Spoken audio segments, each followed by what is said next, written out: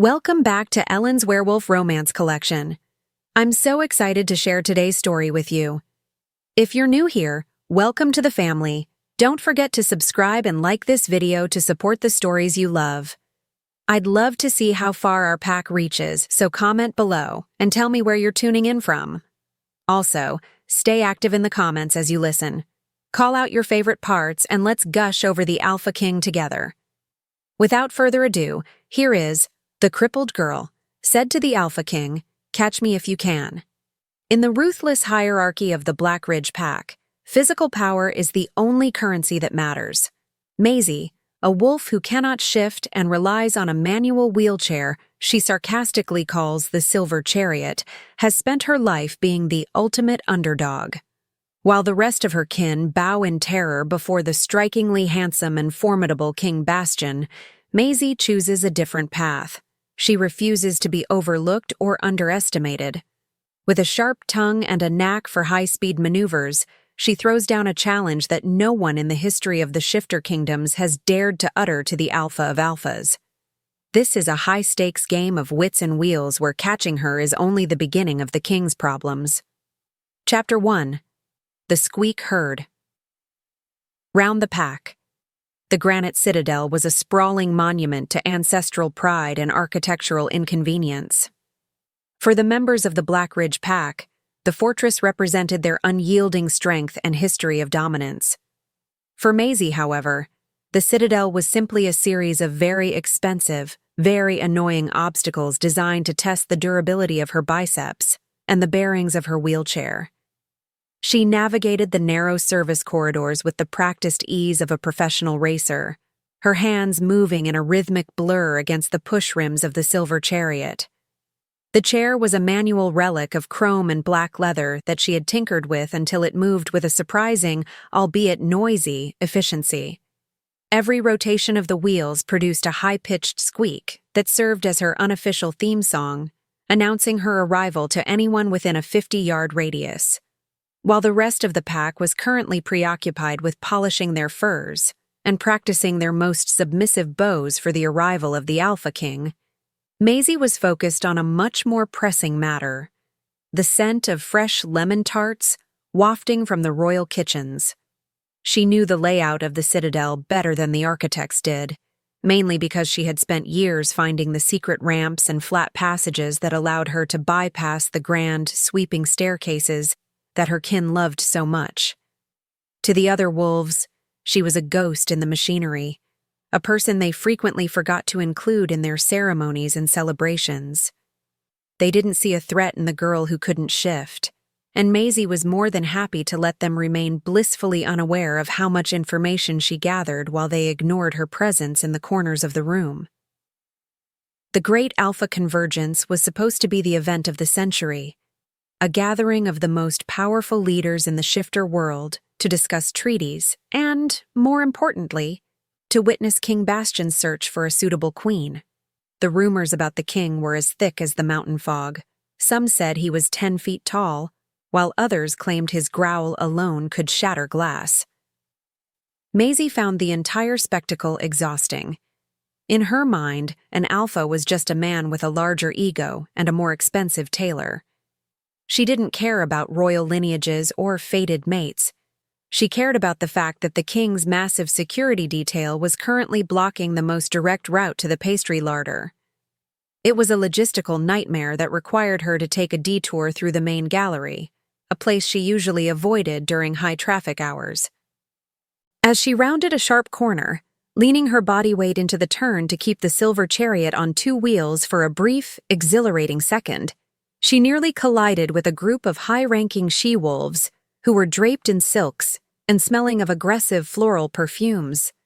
They jumped back as if her wheelchair was a predatory beast, their faces twisting into expressions of pity and disdain. Maisie didn't give them the satisfaction of a frown. Instead, she popped a small wheelie, spinning her chair around them with a cheerful wink.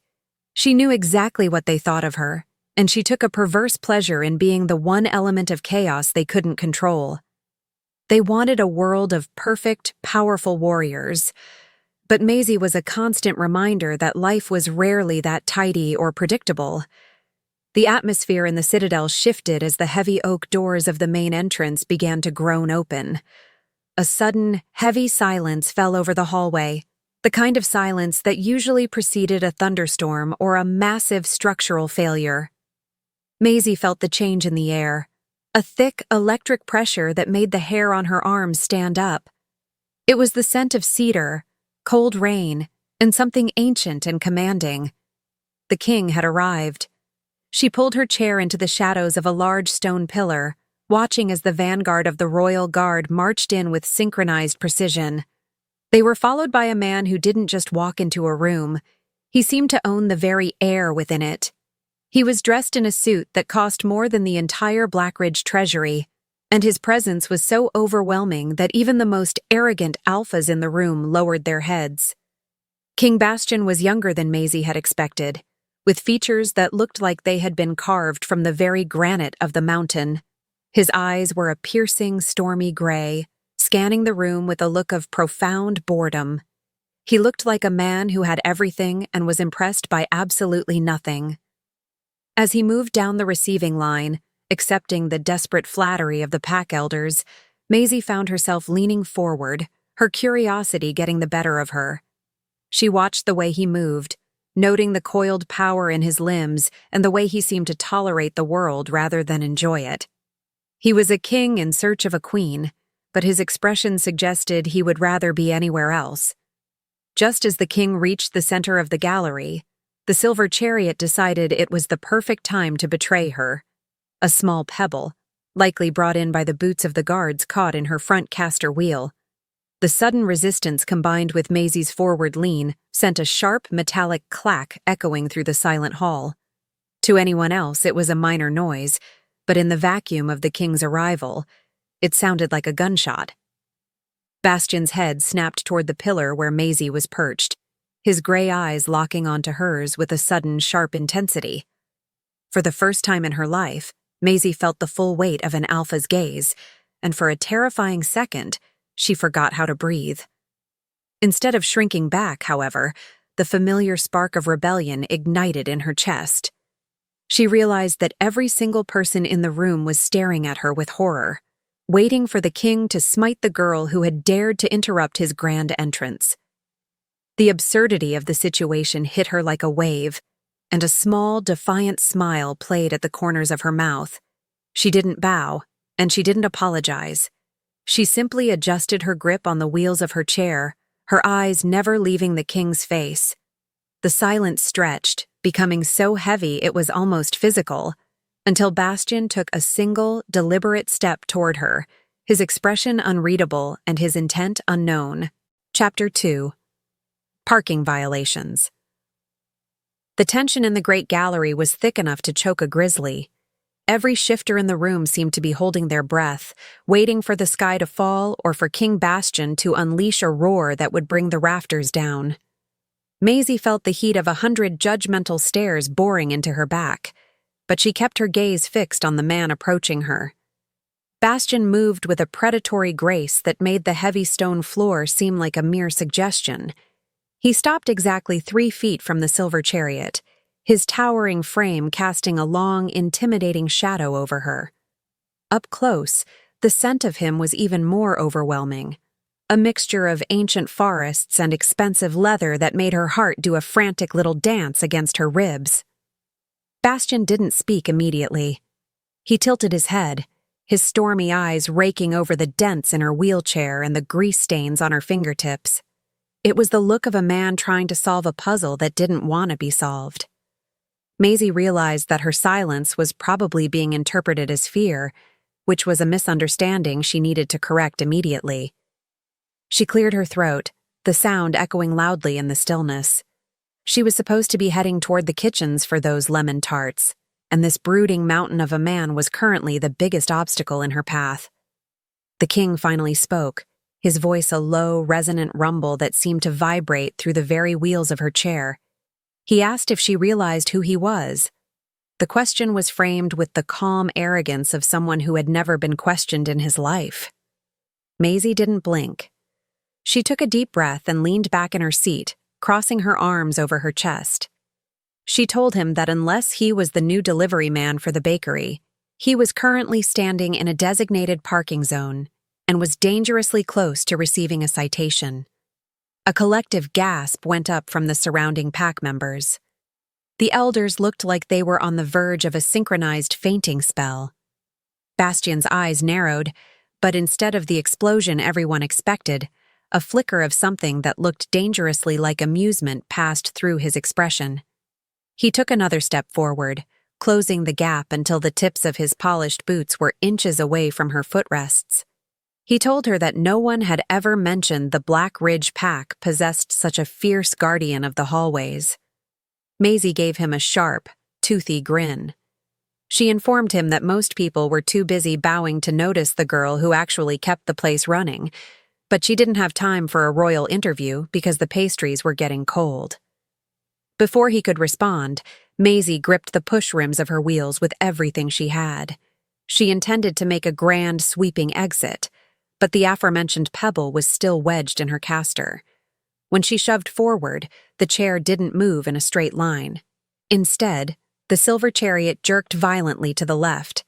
The metal footrest swung out like a battering ram and collided directly with the king's shin with a loud, hollow thud.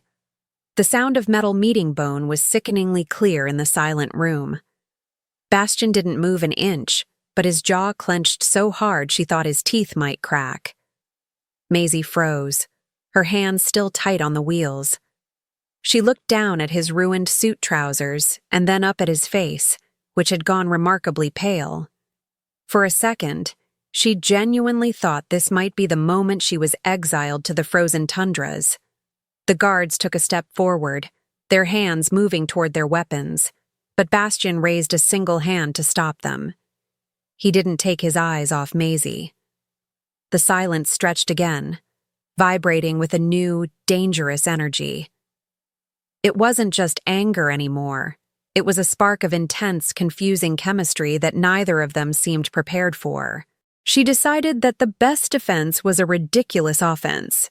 She looked him dead in the eye and told him that she had warned him about the parking violation.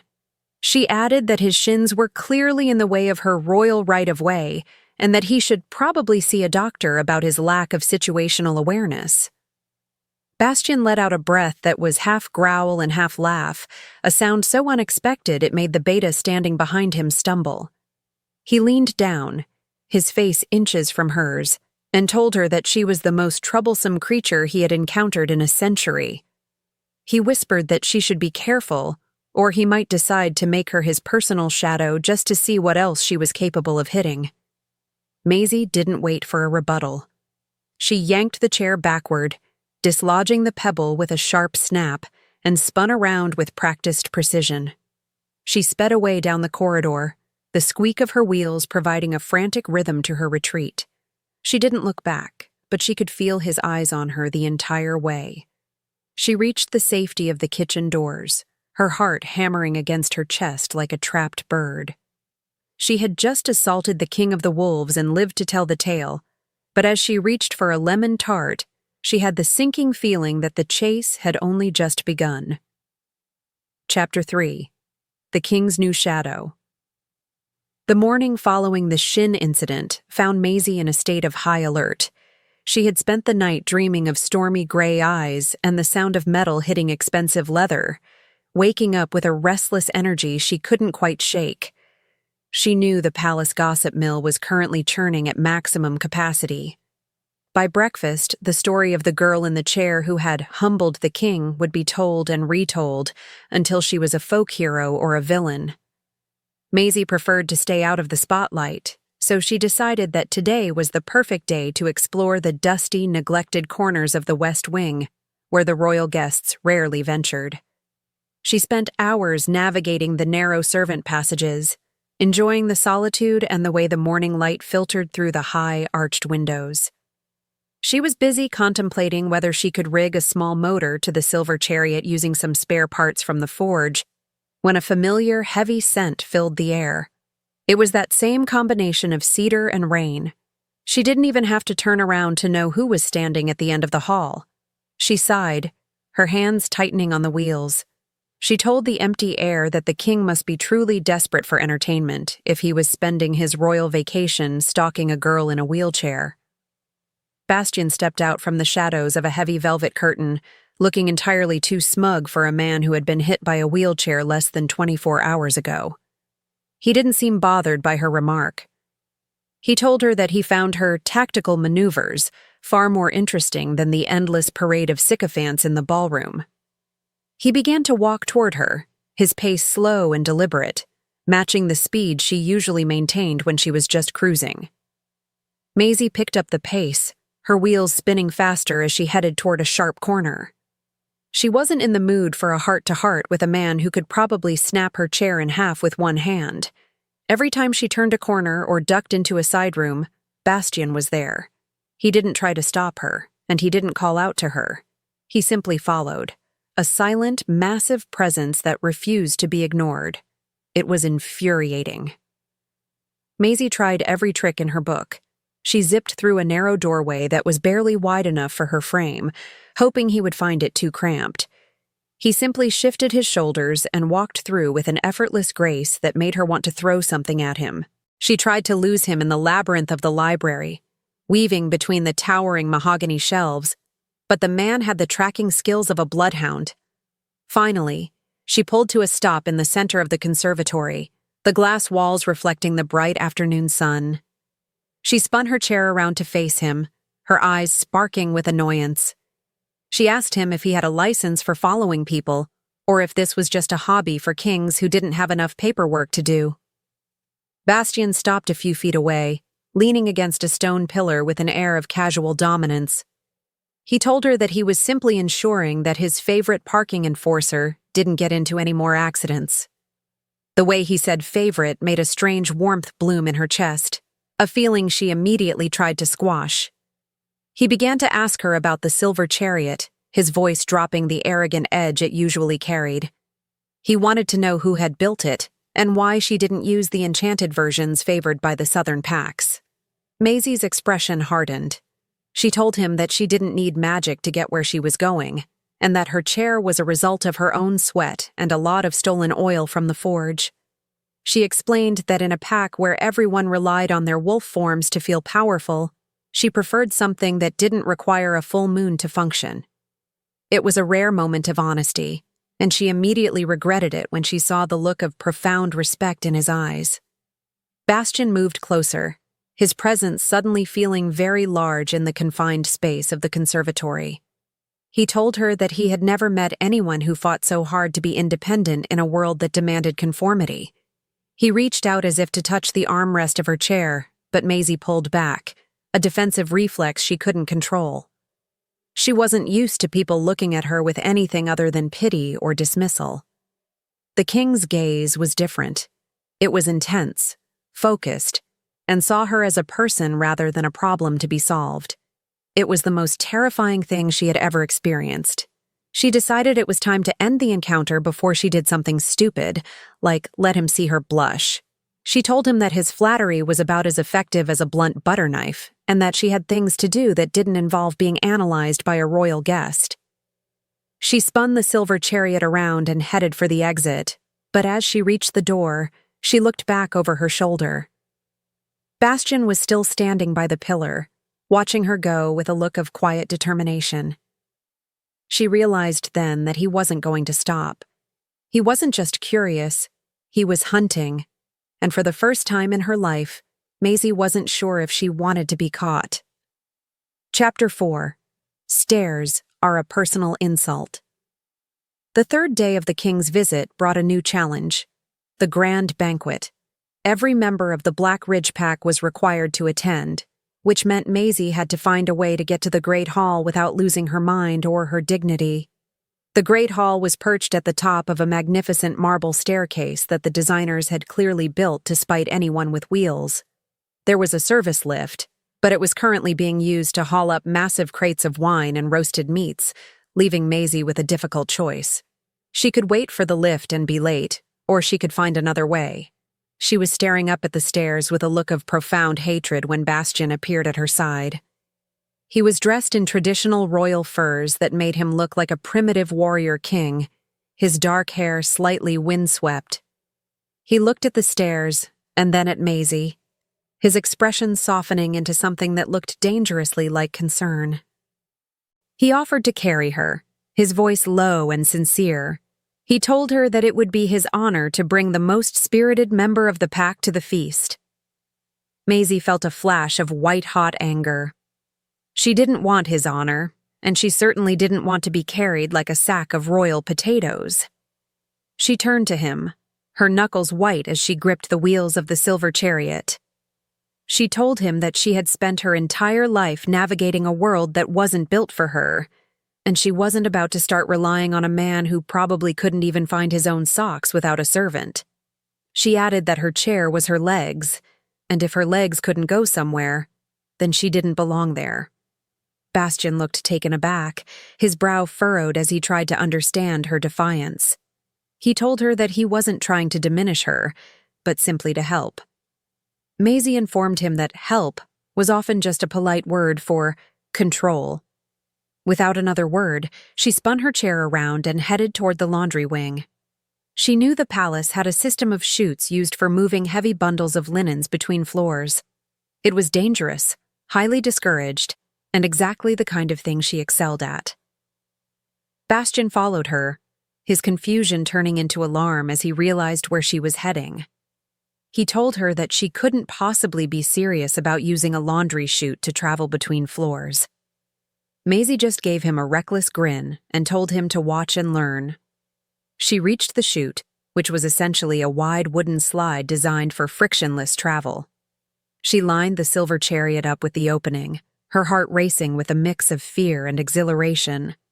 She knew that if she didn't hit the angle perfectly, she would end up as a heap of scrap metal at the bottom. Bastian reached out to grab the back of her chair, his voice urgent as he told her to stop. Maisie didn't listen. She gave him a mocking salute and shoved herself forward. The world turned into a blur of dark wood and the smell of lavender detergent. She felt the rush of wind against her face as she descended, her wheels spinning wildly in the air. It was a terrifying, beautiful moment of pure freedom. She hit the bottom with a jarring thud, landing on a massive pile of discarded tablecloths that softened the impact. She let out a shaky laugh, checking to make sure the silver chariot was still in one piece. Aside from a new scratch on the frame, she was perfectly fine.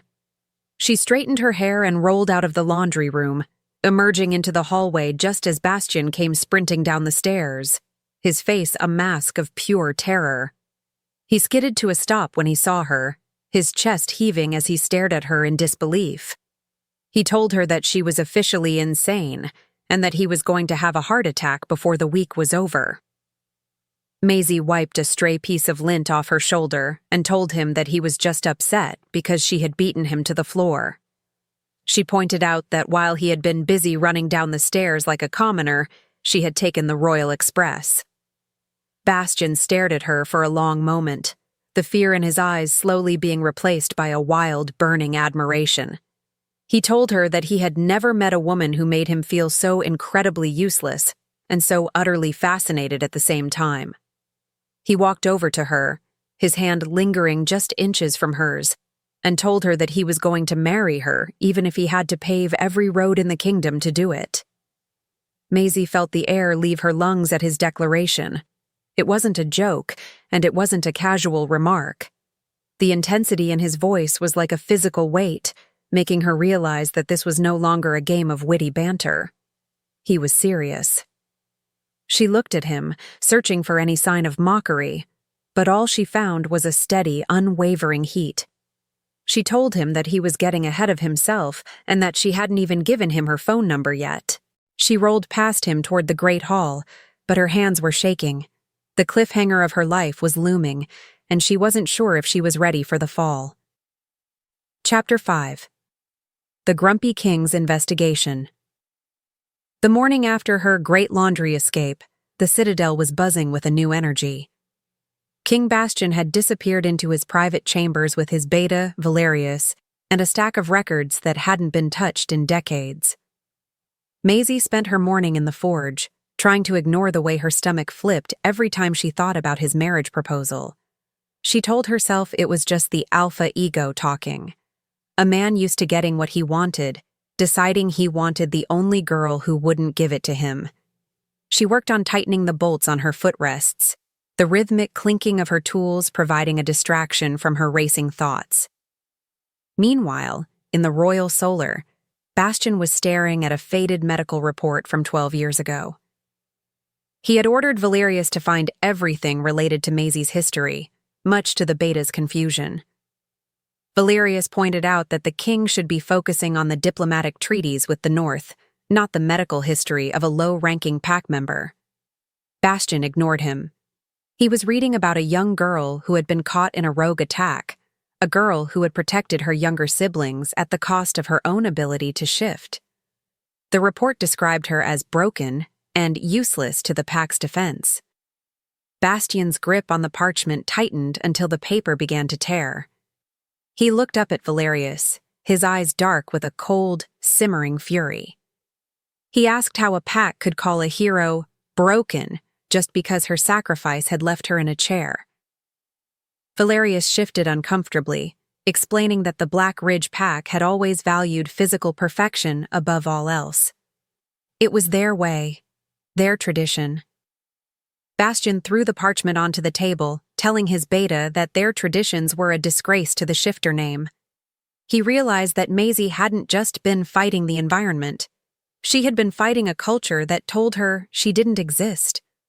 Her sarcasm wasn't just a personality trait, it was a shield. He spent the rest of the afternoon pacing the room, his mind working through 1,000 different plans. He wanted to give her the world, but he knew that if he tried to hand it to her, she would probably throw it back in his face. She didn't want charity, and she certainly didn't want to be a project. She wanted to be seen. He thought back to the way her eyes lit up when she was challenging him, the way she moved the silver chariot with such fierce pride. He realized that to win her heart, he had to stop trying to be her protector and start being her equal. He had to show her that he didn't want a queen who could run beside him in the woods. He wanted the queen who would make him run to keep up. As evening approached, the palace prepared for the great garden party. It was a more relaxed event, held in the ancient stone gardens where the moonlight could illuminate the blooming night flowers. Bastian knew this was his chance. He dressed with care, choosing a simpler tunic that allowed him more freedom of movement. He told Valerius to ensure that the paths in the garden were cleared of any debris and that the guards stayed at a respectful distance. He wasn't going as a king tonight. He was going as a man who had finally found the missing piece of his soul. Maisie was already in the garden, hiding behind a large fountain to avoid the group of gossiping she-wolves who were currently debating which of them the king would dance with first. She was munching on a piece of stolen honeycomb, enjoying the cool night air. She heard the familiar, steady tread of his boots long before he reached her. She didn't turn around, simply telling him that he was late for his own party and that the gossips were starting to get restless. Bastian sat down on the edge of the fountain beside her, his presence calm and grounding. He didn't say anything at first, simply watching the moonlight dance on the water. He finally spoke, asking her if she knew that the garden was the only place in the citadel that was perfectly flat. Maisie looked at him, surprised by the observation. She admitted that it was the only reason she liked the place. Bastian leaned in closer, his voice dropping to a whisper. He told her that he had spent the afternoon learning about her past, and that he was sorry it had taken him so long to see her. Maisie felt a surge of defensiveness, telling him that she didn't want his pity. Bastian shook his head, his eyes burning with sincerity. He told her it wasn't pity, it was awe. The moment was interrupted by the sound of a horn, signaling the start of the evening's festivities.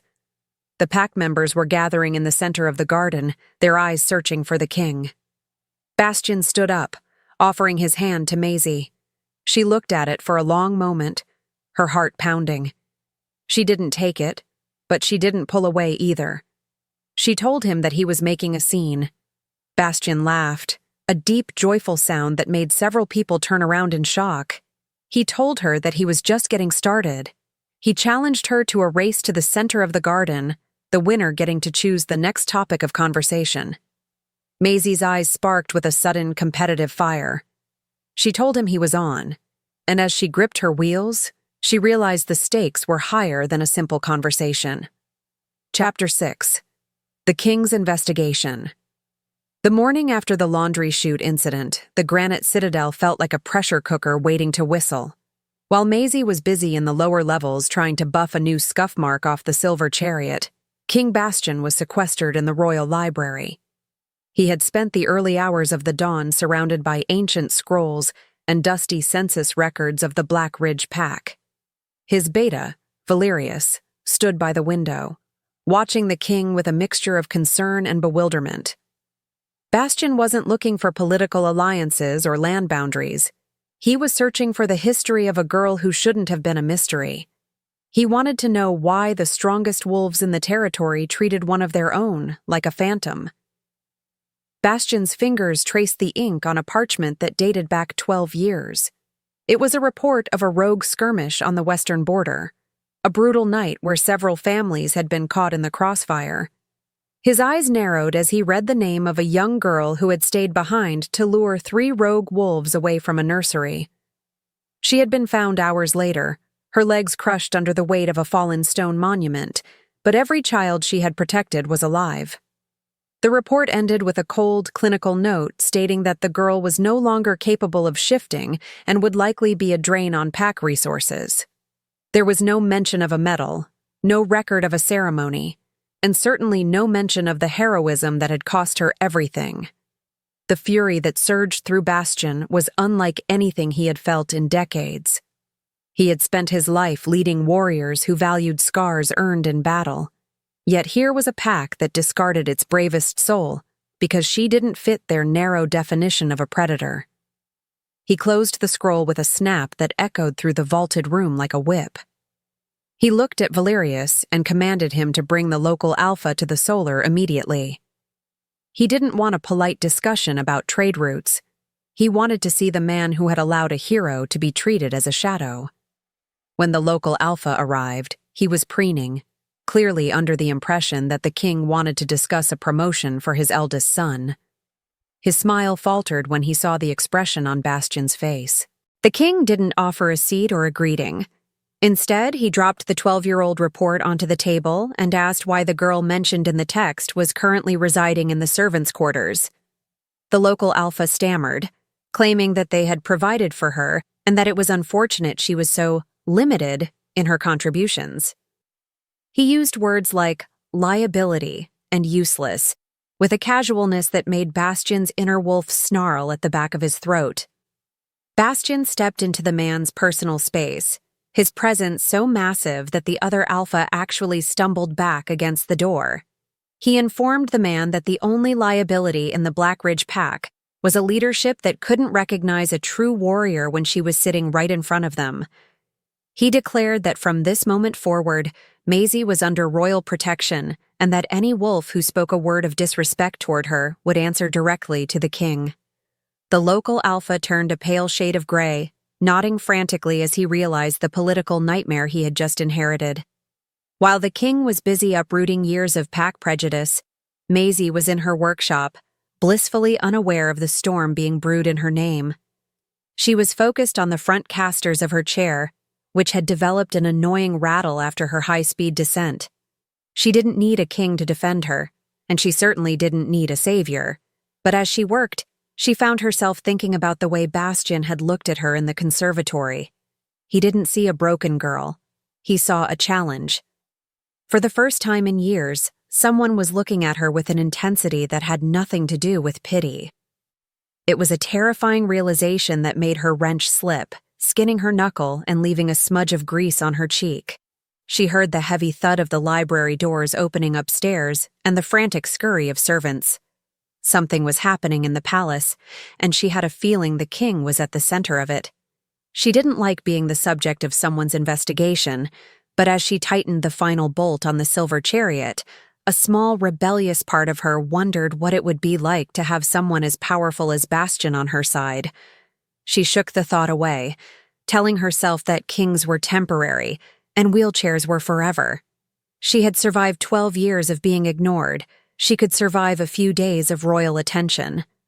As the sun began to set, casting long orange shadows across the stone floors, Bastian stood on the balcony of the library. He watched as Maisie emerged into the courtyard below, her hands moving with practiced efficiency as she navigated the uneven cobblestones. He didn't call out to her, and he didn't try to stop her. He simply watched, his heart heavy with a protective instinct he had never truly understood until now. He had the information he wanted, but he knew that simply commanding the pack to respect her wasn't enough. He had to show them, and more importantly, he had to show her, that he was someone worth running with. Chapter 7. Catch Me If You Can. The Grand Garden Gala was the crown jewel of the Alpha Convergence, an event where the air was thick with the scent of competition and expensive champagne. Every eligible female shifter in the surrounding territories had arrived in their finest silks, their scents amplified to attract the king's attention. The garden was lit by thousands of floating lanterns that cast a soft, golden glow over the manicured hedges and marble statues. Maisie sat on the fringes of the party, her manual wheelchair tucked neatly into the shadow of a weeping willow. She had worn her best tunic, which was still just a simple cotton garment, but she had polished the chrome of the silver chariot until it shone like a mirror. She watched with a cynical smirk as the noblewomen paraded in front of Bastian, each one more desperate than the last to show off their strength or their lineage. Bastian looked like he was suffering through a particularly long and boring lecture. He stood on the raised dais, his expression a mask of royal indifference, until his eyes scanned the crowd and found the girl hiding under the willow tree. He didn't care about the silks or the scents. He cared about the girl who was currently eating a handful of pilfered shrimp and looking like she wanted to be anywhere else. Bastian stepped down from the dais, ignoring the gasp of the crowd as he bypassed the line of suitors. He walked straight toward the shadows, his cape billowing behind him like a dark cloud. The music seemed to falter as the guests realized where he was heading. Maisie didn't move as he approached. She simply popped the tail of a shrimp into her mouth and watched him with a raised eyebrow. When he stopped in front of her, the silence was so profound that she could hear the gentle lap of the fountain nearby. He didn't ask for a dance. He simply told her that she looked like she was planning an escape. Maisie laughed, the sound bright and irreverent in the stiff atmosphere of the gala. She told him that she wasn't planning an escape. She was planning a heist, and that the dessert table was her primary target. She added that his presence was currently ruining her cover, and that he should probably go back to his adoring fans before they started throwing their tiaras at her. Bastian didn't leave. He leaned down, placing a hand on the back of her chair, and told her that he found the dessert table much less interesting than the girl currently guarding the shrimp. The proximity was intoxicating, and Maisie felt a flush creeping up her neck that had nothing to do with the summer heat. The crowd began to whisper, the sound like a swarm of angry bees. A high-ranking she-wolf, emboldened by wine and jealousy, stepped forward and loudly remarked that it was a shame the king was wasting his time with someone who couldn't even stand to greet him properly. The insult hung in the air, cold and sharp. Maisie felt the familiar sting of it, but before she could sharpen her tongue for a retort, she felt the temperature around Bastian drop by 20 degrees. His hand tightened on her chair, his knuckles turning white as he looked at the woman with a gaze that could have turned water to ice.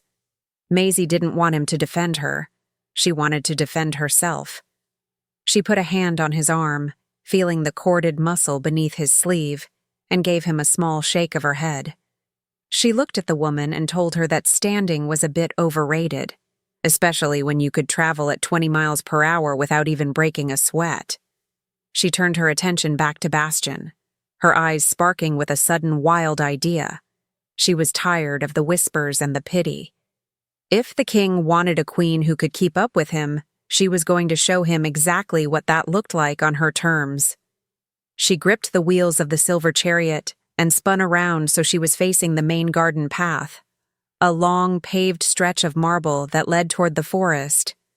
She looked over her shoulder at Bastian, a daring, mischievous grin lighting up her face.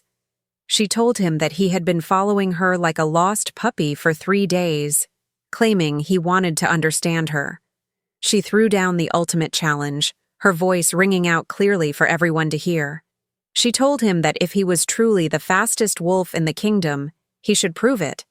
She winked and yelled, "You're a bit slow on the uptake, Your Majesty. Catch me if you can." Before he could even process the words, Maisie shoved off with a burst of strength that made the wheels of her chair chirp against the marble.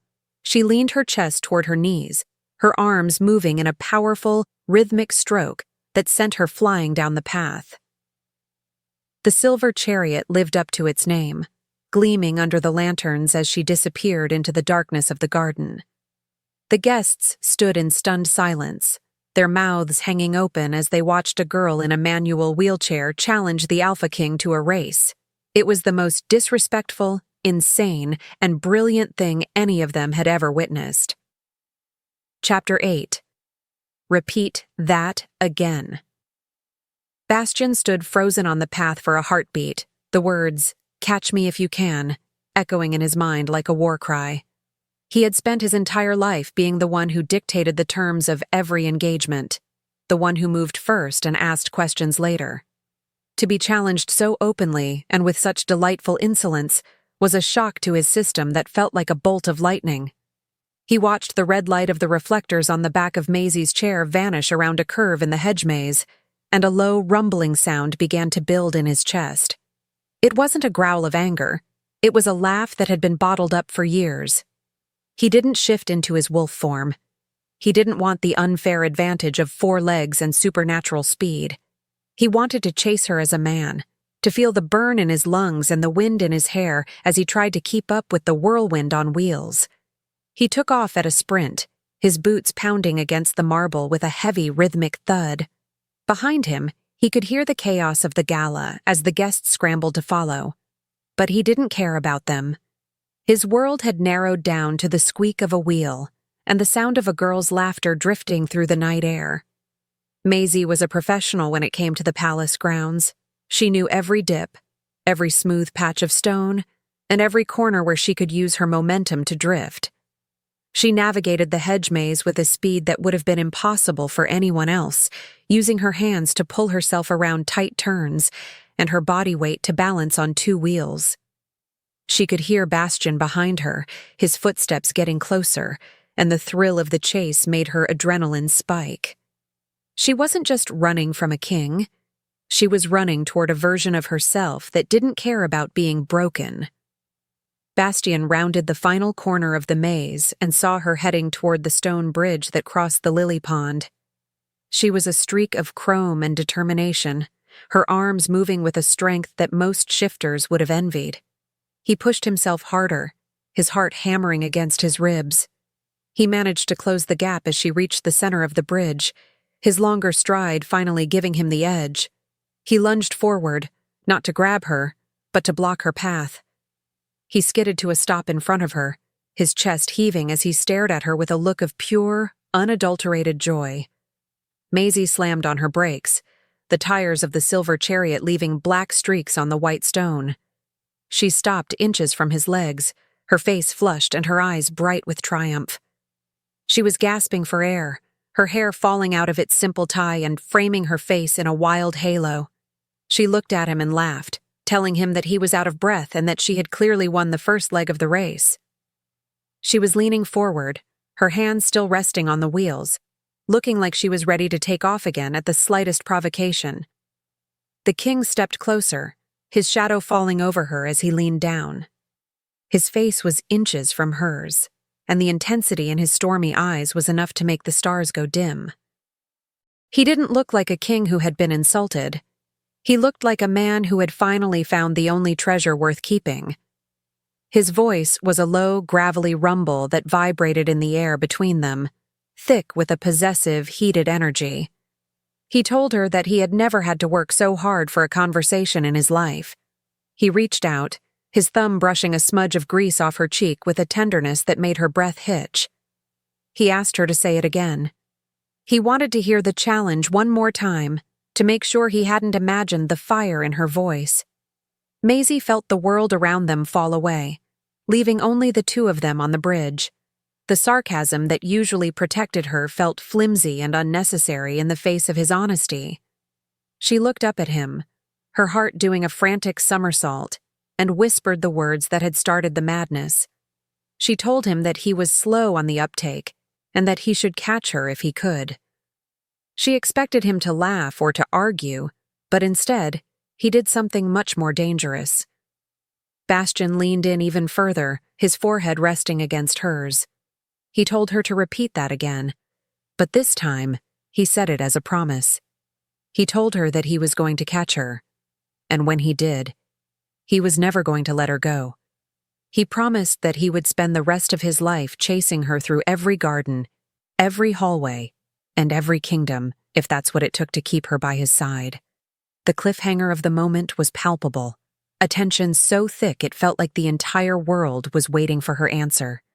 Before she could speak, the sound of the approaching crowd broke the spell, leaving Maisie staring at the king with a realization that would change everything. Chapter 9. The Great Corridor. Chase. The morning after the bridge confrontation, the granite citadel was in a state of absolute hysteria. The guests from the gala were still whispering about the king's public display of affection, and the pack elders were holding emergency meetings to discuss the scandal. Maisie, however, was currently engaged in the most important mission of her life, getting to the kitchen before the breakfast rush. She knew that Bastian would be looking for her, and she wasn't quite ready to face the intensity of his promises just yet. She needed time to think, and more importantly, she needed a very large cup of coffee. She was halfway down the main corridor when she heard the unmistakable sound of royal boots clicking against the floor. She didn't even have to look back to know it was him. She groaned, leaning into her wheels and picking up speed. She told the empty hallway that the man had more energy than a pack of puppies, and that he really needed a hobby that didn't involve stalking her. She ducked into a side passage, hoping to lose him in the labyrinth of the servant quarters, but Bastian was persistent. He called out to her, his voice full of a playful authority that made her want to both laugh and scream. The chase moved from the main floor to the upper galleries, a high-speed game of cat and mouse that had the palace staff pressing themselves against the walls to avoid being run over. Maisie used every trick she knew. She zipped under a heavy tapestry. She used a narrow service ramp to bypass a set of stairs, and she even performed a daring drift around a corner that nearly took out a vase from the Third Dynasty.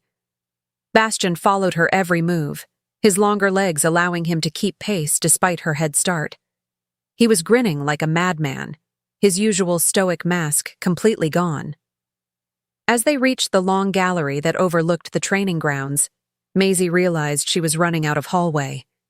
She looked back and saw Bastian only a few feet behind her, his eyes locked on her with a predatory glint. She decided to try one last desperate maneuver. She headed straight for the large open windows at the end of the hall, which were currently being cleaned by a group of terrified Omegas. She didn't slow down, aiming the silver chariot for the narrow gap between the cleaning buckets. She heard Bastian yell her name in alarm, but she just laughed and tucked her elbows in. She shot through the gap with a fraction of an inch to spare, her wheels splashing through a puddle of soapy water and sending a spray of bubbles into the air. She used the momentum to spin her chair around, coming to a stop at the very edge of the gallery railing. She looked back at Bastian, who had skidded to a halt just in front of the buckets, his hair covered in soap suds and his expensive tunic looking a bit worse for wear. She told him that he was getting sloppy and that he should probably watch where he was going before he ended up in a bucket of lemon-scented floor wax. Bastian wiped a glob of soap from his forehead, looking down at his ruined clothes and then at the girl who was currently laughing at his expense. He didn't look angry. He looked absolutely smitten. He walked toward her, his footsteps squelching slightly, and told her that he had never been humiliated by a cleaning supply before. He reached the railing and leaned against it, looking out over the training grounds where his warriors were watching them with wide eyes. He told her that she was the most dangerous person in the citadel, and that he was starting to think he needed a bodyguard to protect him from her. Maisie felt the familiar heat rising in her chest again. She told him that his bodyguard wouldn't be able to keep up with her either, and that he should just accept his defeat gracefully. Bastian turned to her, his expression becoming serious for a moment. He told her that he didn't mind losing if it meant he got to spend his days chasing her. He reached out and took her hand, his thumb tracing circles over her knuckles. He told her that he had spent his life winning battles that didn't matter, and that for the first time, he was fighting for something that actually had a heart. The moment was interrupted by the sound of a loud, indignant throat clearing. Valerius was standing at the end of the hall, looking at the soap-covered king with an expression of profound disapproval. He informed Bastian that the delegates from the Northern Pack had arrived and that they were expecting a king, not a man who looked like he had been attacked by a bubble bath. Bastian sighed, giving Maisie a wink before he stood up and straightened his tunic. He told her that the chase wasn't over and that he would see her at dinner. Maisie watched him go, her heart feeling like it was trying to escape her ribcage. She had a feeling that no matter how fast she went, she wouldn't be able to outrun what was coming next. Chapter 10. WD-40 and Rose Petals. The following morning, Maisie woke up to find a strange package sitting outside her bedroom door. It was wrapped in heavy brown paper and tied with a silk ribbon that looked suspiciously like the one Bastian had been wearing at the gala. She pulled it into her room, her curiosity getting the better of her. Inside, she found a large, ornate bottle of high-grade, industrial-strength lubricant and a bouquet of red roses that were so fragrant they made her sneeze. There was a small note attached, written in a bold, masculine hand. It simply said, "For the silver chariot's voice and for the driver's heart, I'll be listening for the squeak." She couldn't help but laugh, the sound echoing through her small room.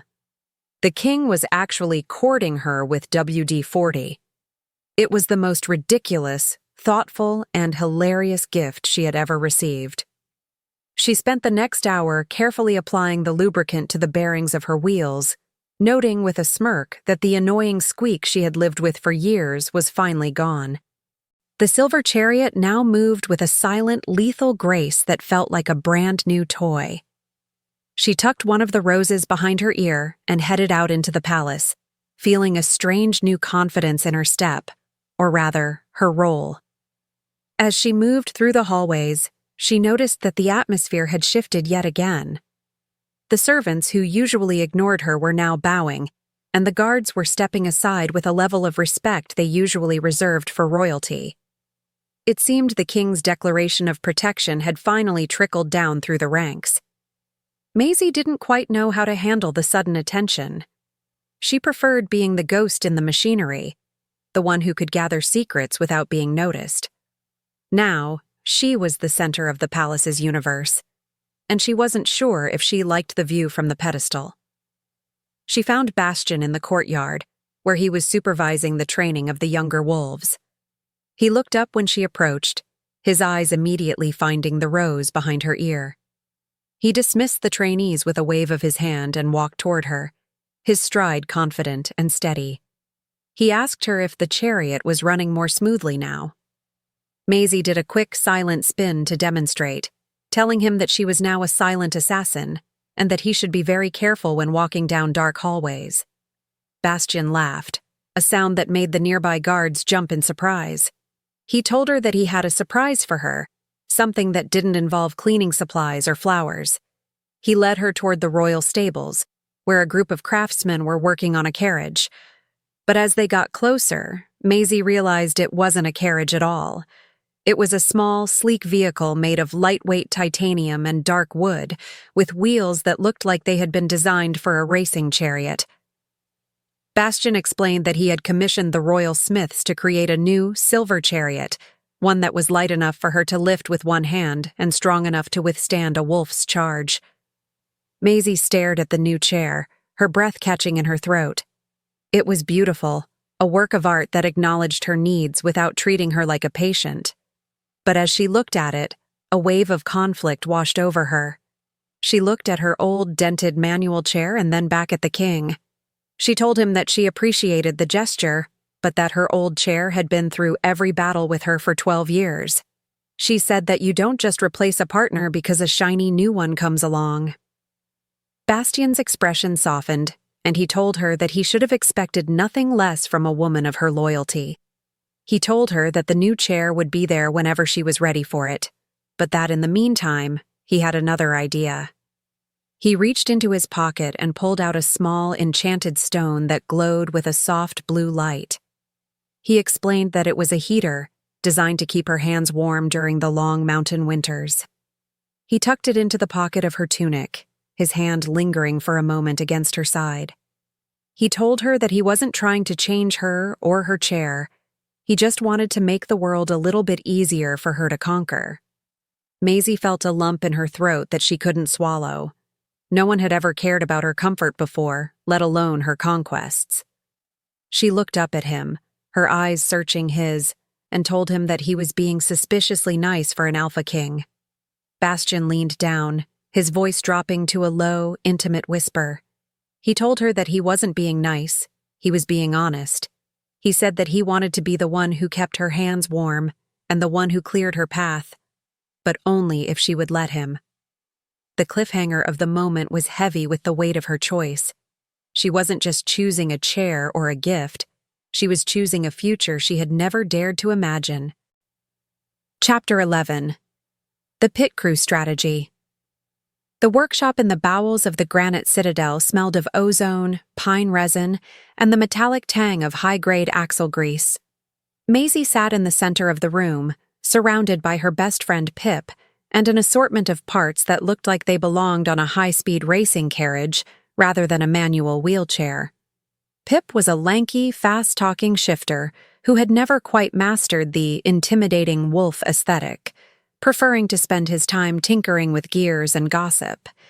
He was currently upside down, his legs dangling off a workbench as he tightened a series of experimental bearings into the silver Chariot's rear axle.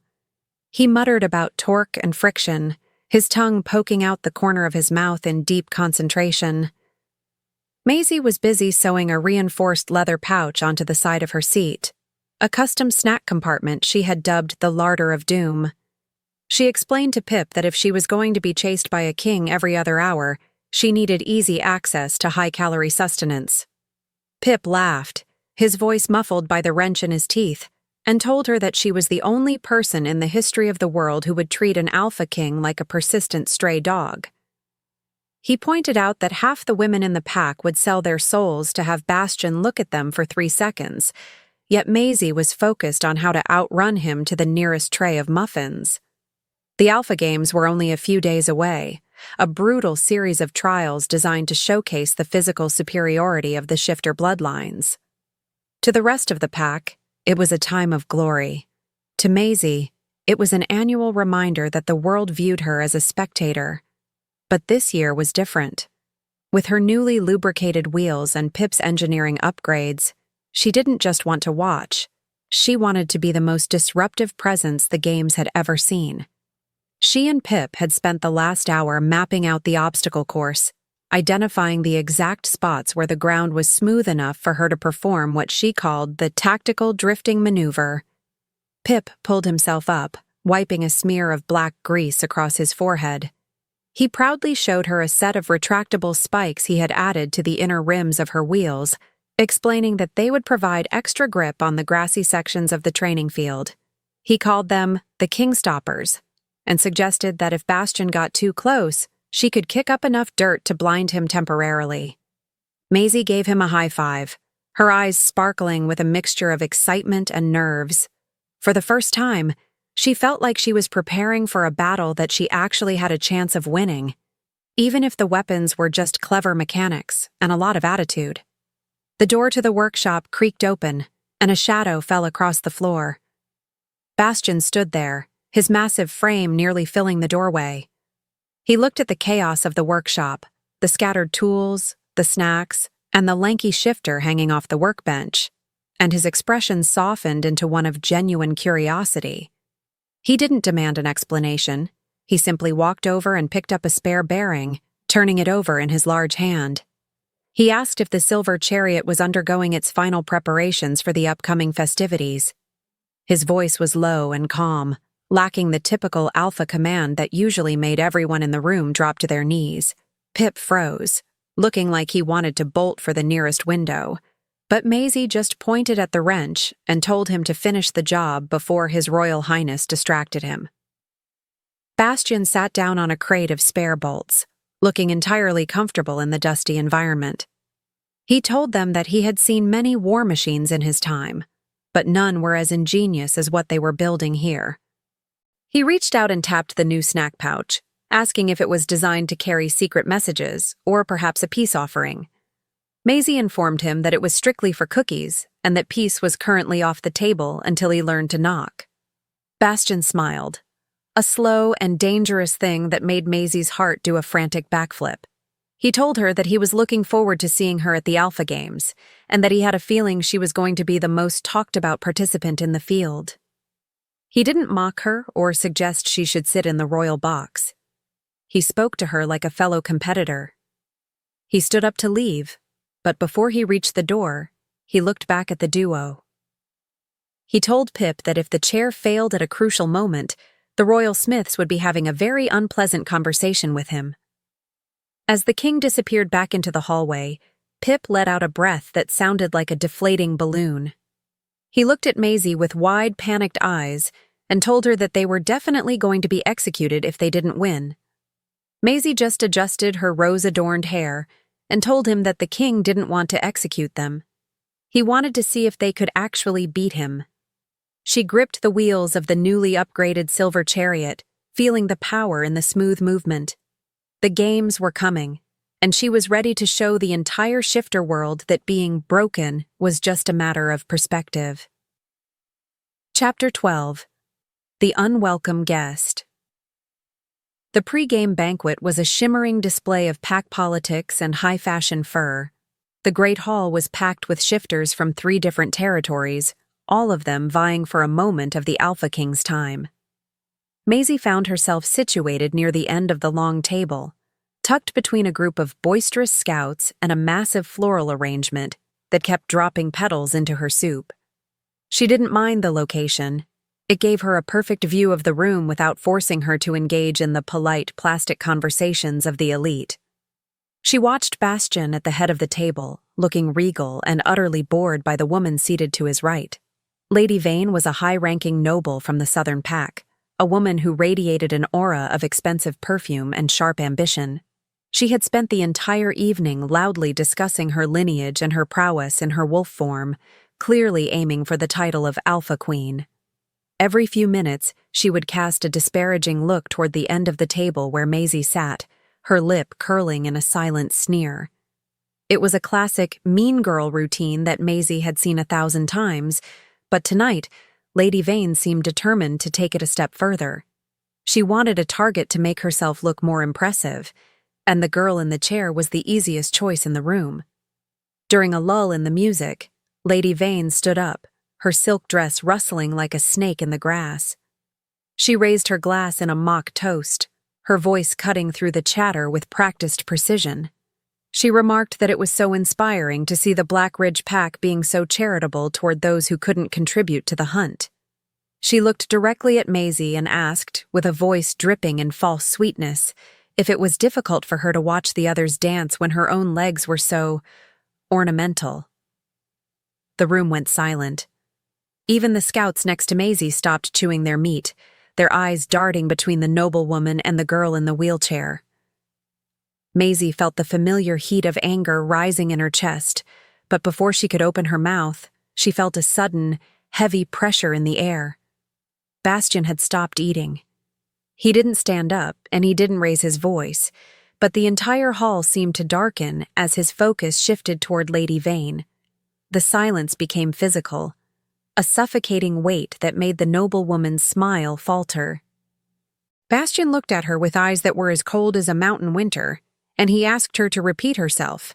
The words were quiet, but they carried the force of a landslide.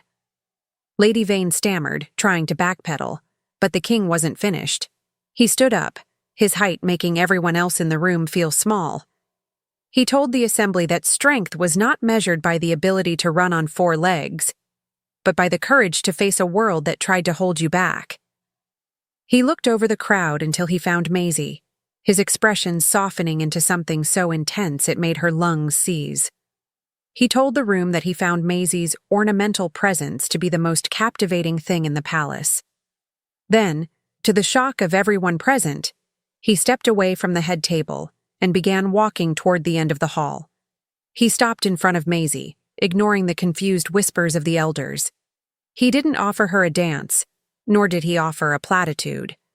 Instead, he leaned down, his face close to hers, and asked if she would be willing to give him driving lessons after the banquet. He told her that he had spent his life running, but he had never learned how to navigate a room with such devastating style and speed. The humor in his voice was clear, a deliberate slap in the face to Lady Vane's cruelty. He was telling the world that he would rather learn from Maisie than lead with anyone else. Maisie felt a wave of triumph wash over her, her lips curving into a slow, satisfied smirk. She looked at Lady Vane, who was now a very interesting shade of crimson, and then back at Bastian. She told him that her hourly rate was quite high, and that she didn't think a king could afford her expertise. Bastian laughed, a loud and genuine sound that shattered the tension in the room. He told her that he was prepared to pay whatever price she demanded, even if it meant giving her the keys to the royal pastry larder. He stayed by her side for the rest of the night, turning the banquet into a masterclass in how to ruin a rival's social standing without ever breaking a sweat. As the evening wound down, Maisie realized that the dynamic had shifted irrevocably. She wasn't just the pack's shame anymore. She was the girl the king chose to stand beside. But as she watched Lady Vane retreat into the shadows, she knew the noblewoman wouldn't forget the humiliation. The Alpha Games were no longer just a competition for physical prowess. They were becoming a battleground for her very survival. Bastian's protection was a shield, but it was also a target, and Maisie knew that she would have to be faster than she had ever been to stay ahead of the danger brewing in the dark. Chapter 13. The Scent of a Mate. The night air was crisp, carrying the scent of blooming jasmine and the distant musk of the forest. Maisie had retreated to the balcony of her quarters, needing a moment of quiet to process the chaos of the banquet. Her hands rested on the cold metal of the silver chariot's wheels, her mind replaying the way Bastian had looked at her when he defended her honor. It was more than just kindness. There was a gravity to his gaze that she couldn't explain. She had always heard stories about the fated mate bond, a mystical, soul-deep connection that shifters claimed could change a person's entire world in a single breath. She had always dismissed it as a romantic fairy tale designed to keep the pack compliant. A sudden, sharp tingling sensation started at the base of her spine, spreading through her body like a slow-burning fire. It wasn't unpleasant, but it was insistent, a pull that seemed to originate from somewhere deep inside her chest. She turned her chair toward the door, her heart beginning to race with an anticipation she didn't understand. A moment later, the door opened, and Bastian stepped into the room. He didn't look like a king tonight. He looked like a man who was struggling to maintain his composure. His scent hit her like a physical wave, cedar, rain-drenched earth, and a spicy, metallic undertone that made her head swim. Bastian stopped in the center of the room, his nostrils flaring as he took in her scent. For years, Maisie's scent had been a quiet background note in the pack, smelling of metal, lavender soap, and the faint sweetness of the cookies she was always sneaking. But tonight, it felt amplified, a vibrant symphony of aromas that seemed to call out to him with an undeniable demand. He took a step toward her, his eyes changing from their usual stormy gray to a deep, glowing amber. The shift in his gaze was terrifying and exhilarating all at once. He whispered a single word, the sound so low it was almost a growl. "Mate." Maisie felt the word vibrate through her very bones. She wanted to argue, to say that she wasn't a shifter and that she didn't have a wolf to answer his call. but her body was already betraying her. The pulling sensation in her chest intensified, urging her to move closer to him. She looked at him, her voice trembling slightly as she asked if he was sure. She pointed out that she was the girl who couldn't shift, the one the pack called broken. She told him that he was the Alpha King, and that he deserved a queen who could run beside him in the moonlight, not someone who relied on a chariot to cross the room. Bastian didn't hesitate. He crossed the distance between them in 2 long strides and dropped to his knees in front of her chair. He took her hands in his grip firm but incredibly gentle. He told her that his wolf didn't care about the shape of her legs or the mechanics of her movement. He said that his soul recognized hers from the moment she rammed into his shins and told him he was in a parking zone. He looked up at her, his amber eyes searching hers with a raw, bleeding honesty. He promised her that she was exactly what he had been searching for through a century of silence and duty. The reality of the bond settled over them, a warm and heavy blanket that seemed to drown out the rest of the world. For the first time in her life, Maisie felt truly seen, not as a tragedy, not as a hero, and not as a problem, but as a person who was fundamentally and irrevocably wanted.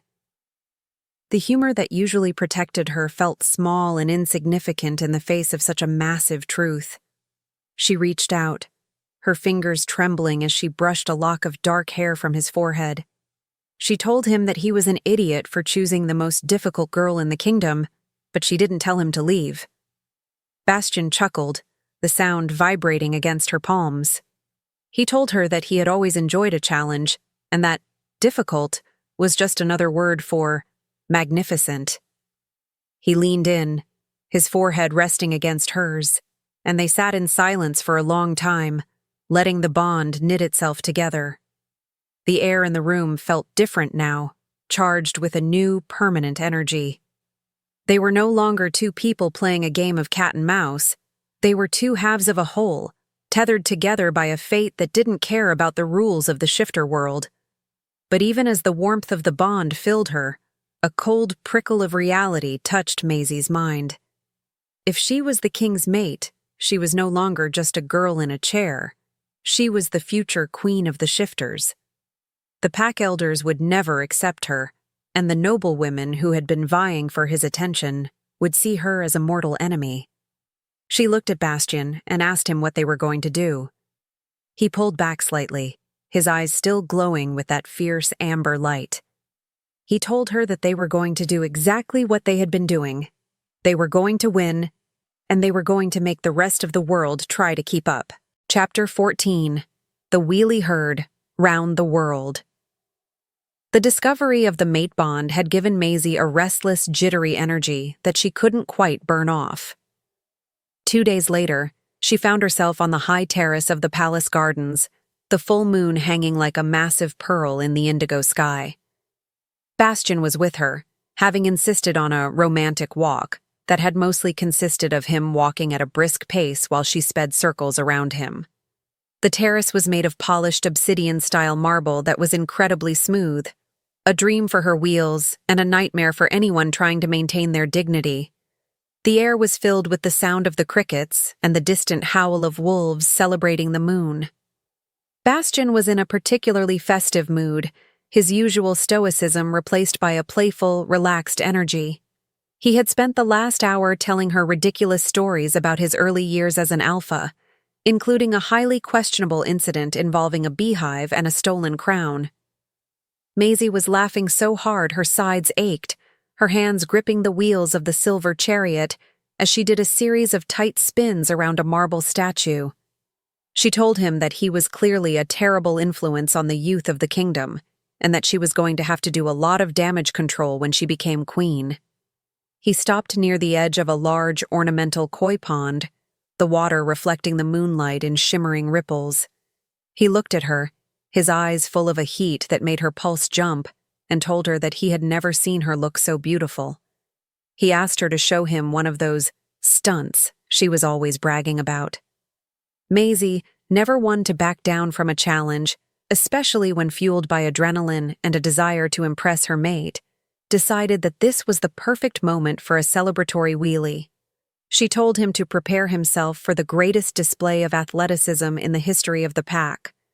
She gripped the rims, took a deep breath, and shoved backward with all her strength before snapping her weight forward. The front casters of the silver chariot rose into the air with a satisfying clack. She held the balance point perfectly, spinning in a tight circle on her rear wheels, her laughter echoing across the terrace. For a few glorious seconds, she felt like she was flying. Bastian was cheering, his hands clapping in genuine appreciation. But then, disaster struck in the form of a rogue, slippery patch of moss that had grown near the edge of the pond. The left wheel hit the moss and lost its grip, sending the chair into an uncontrolled sideways slide. Maisie's eyes widened as she realized she was headed straight for the water. She tried to lean her weight in the opposite direction, but the momentum was too great. With a startled yelp, she and the silver chariot toppled over the edge of the stone embankment. There was a massive, wet splash that sounded like a cannon going off. The cold water closed over her head, shocking the air from her lungs as she sank toward the bottom of the shallow pond, the metal frame of her chair dragging her down. She barely had time to register the panic before a massive, dark shape plunged into the water beside her. Bastian didn't hesitate for a single second. He dove in, his powerful arms reaching through the murky water to find her. He grabbed her under the arms and hauled her toward the surface, his strength making the weight of the water feel like nothing. They broke the surface together, both of them gasping and coughing. The koi, clearly offended by the intrusion, scattered in a flash of orange and white scales. Bastian carried her to the edge of the pond, his expression a mixture of frantic worry and suppressed amusement. He lifted her out of the water and placed her on the dry stone, his expensive silk tunic clinging to his muscles like a second skin. He was dripping wet, his hair plastered to his face, and he looked like a drowned rat who had somehow managed to remain handsome. Maisie sat there, soaked to the bone, a strand of pondweed draped over her ear. She looked at him, then at the pond, and then back at him. A small, bubbly laugh escaped her lips, which quickly turned into a full-blown fit of hysterics. She told him that the silver chariot was now officially the silver submarine. Bastian stared at her for a heartbeat before he too began to roar with laughter. He sat down on the stone beside her, the water from his clothes forming a small puddle. He told her that she was the most chaotic creature in the world, and that he was never letting her near a body of water again without a life jacket. He reached out and pulled the pondweed from her ear, his touch lingering against her cheek. They sat there in the moonlight, two dripping, ridiculous mates. And Maisie realized that even when she was literally sinking, he was the one who would always dive in to catch her. Chapter 15. Not Your Average Luna. The laughter of the previous night was quickly replaced by the cold reality of pack politics. Word of the Koi Pond incident and the king's declaration of a mate bond had reached the Council of Elders, a group of ancient shifters who viewed tradition as more sacred than life itself. They had called for an emergency session in the High Chamber, a room filled with heavy oak furniture and the scent of old parchment. Maisie sat in her workshop-cleaned chair at the center of the room, feeling like a specimen under a microscope. Bastian stood behind her, his hand resting firmly on the back of her seat, his presence a silent warning to anyone who dared to speak out. Elder Harek, a man whose face looked like a dried-up riverbed, stood up and cleared his throat with a sound like grinding stones. He began a long-winded speech about the purity of the bloodline and the necessity of a strong Luna to lead the pack into battle. He argued that the king's choice was a violation of the ancestral laws, claiming that a woman who could not shift could never truly understand the heart of the wolf. He spoke about Maisie as if she weren't in the room, calling her a sympathetic burden and a political liability that would weaken the king's standing among the other territories. The other elders nodded in agreement, their faces grim and judgmental. They weren't just attacking Maisie.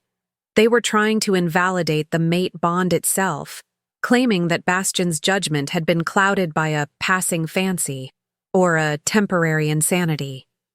Maisie felt the familiar spark of rebellion in her chest, but she remained silent, wanting to see how Bastian would handle the challenge.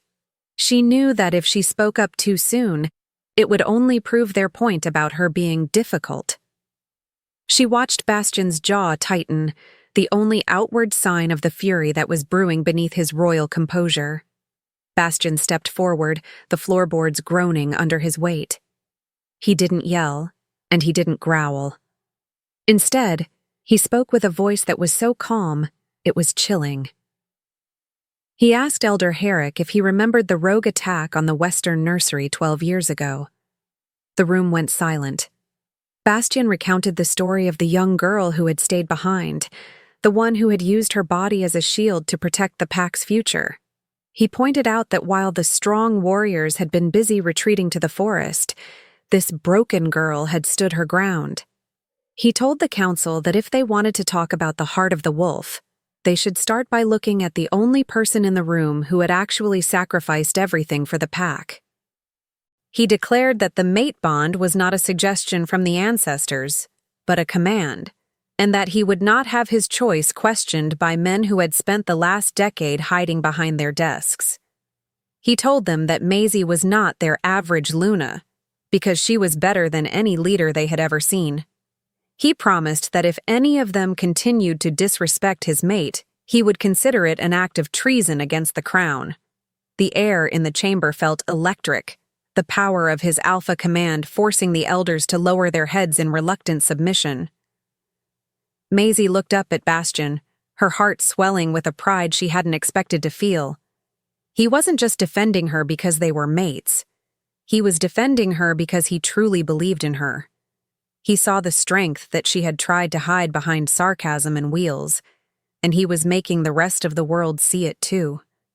She realized then that she didn't have to change to be a queen.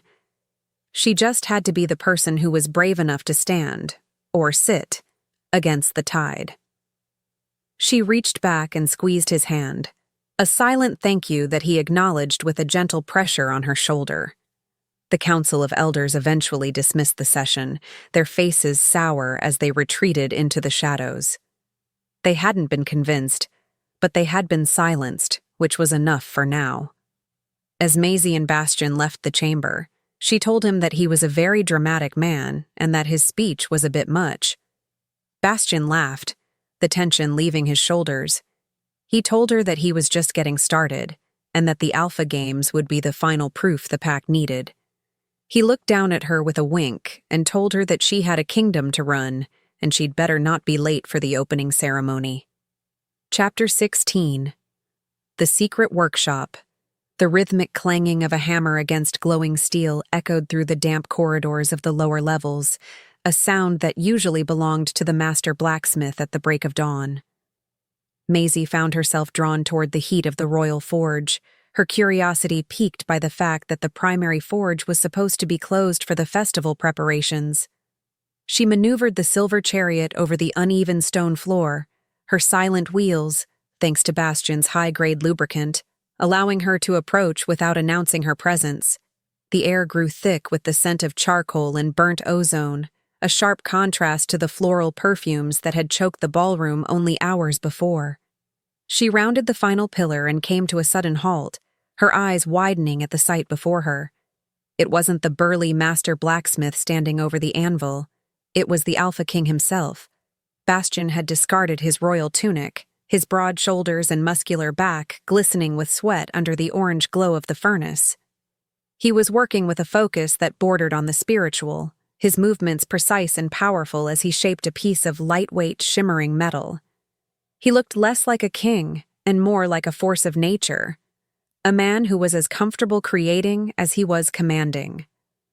Maisie watched in silence for a long moment, fascinated by the way his hands, which were capable of crushing stone, were currently handling the delicate curves of what looked like a frame.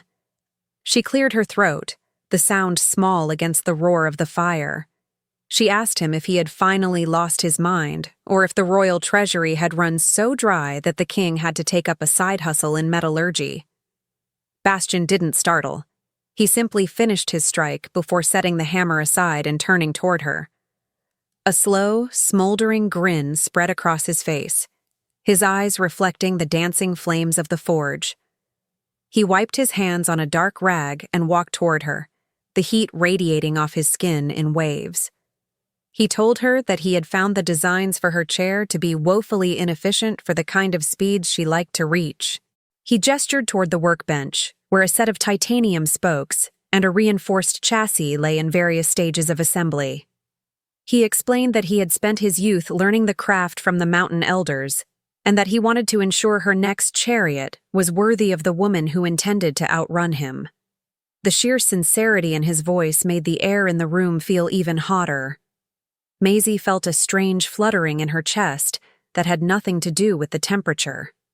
She told him that he was being incredibly overbearing and that she hadn't given him permission to tinker with her lifestyle. But even as the sarcasm left her lips, she found herself rolling closer to the workbench to inspect his handiwork. The welds were perfect, the lines aerodynamic and sleek. He had even incorporated a small, hidden lever that she suspected was for a braking system she hadn't yet dreamed of. He wasn't just building a chair, he was building a masterpiece of engineering that respected her independence. Bastian leaned against the stone table, his proximity making Maisie's pulse do a frantic little dance. He told her that he didn't want to change her, but he did want to give her the best tools to be herself. He reached out, his thumb brushing a stray smudge of charcoal from her forehead, his touch lingering long enough to send a shiver down her spine. He whispered that a queen of the wolves should have a ride that made the wind jealous. Maisie looked at the metal, and then up at the man who had spent his night sweating over a furnace just for her. She realized that his love wasn't a cage. It was a pair of wings. The moment was interrupted by the cooling of the metal, a sharp hiss as it settled into its new shape. Maisie told him that his craftsmanship was adequate, but that he should probably stick to his day job before the blacksmith sued him for copyright infringement. Bastian laughed, a deep and resonant sound that seemed to fill the small space. He promised her that once the chair was finished, he would expect a formal race to test its capabilities. As she turned to leave, her heart felt heavier and lighter all at once. She was falling for the Alpha King, and for the first time, she wasn't sure if she wanted to stop. Chapter 17. The Rogue Rumors. The peaceful atmosphere of the Citadel was shattered 2 days later by the arrival of a blood-stained scout from the eastern borders. The news was grim. A coordinated group of rogue wolves, outcasts who had refused to acknowledge the king's authority, were moving through the mountain passes. They weren't just raiding for food. They were looking for a way to destabilize the Alpha Convergence. In the strategic meetings that followed, a chilling detail emerged. The rogues had been seen watching the palace gates, specifically focusing on the weakest points of the pack's defense. To a group of ruthless predators, the girl in the wheelchair was the ultimate target. Maisie sat in the corner of the war room, her presence largely ignored by the high-ranking generals who were busy shouting over maps. She listened to their dismissive comments about how she would need to be moved to the deep bunkers for her own safety. They spoke as if she were a piece of furniture that needed to be tucked away until the storm passed. One particularly arrogant commander remarked that a wolf without legs was nothing more than a liability during a siege. Maisie's hands tightened on her wheels, her eyes flashing with a cold, focused anger. She wasn't a liability. She was the only one who knew every secret passage and blind spot in the fortress. Bastian sat at the head of the table, his expression unreadable as he listened to his men. He didn't look at Maisie, but she could feel the tension radiating off him. He finally silenced the room with a single sharp clap of his hands. He told his commanders that the rogues were likely banking on the pack's own prejudices. He pointed out that the enemy would expect the crippled girl to be hidden and defenseless.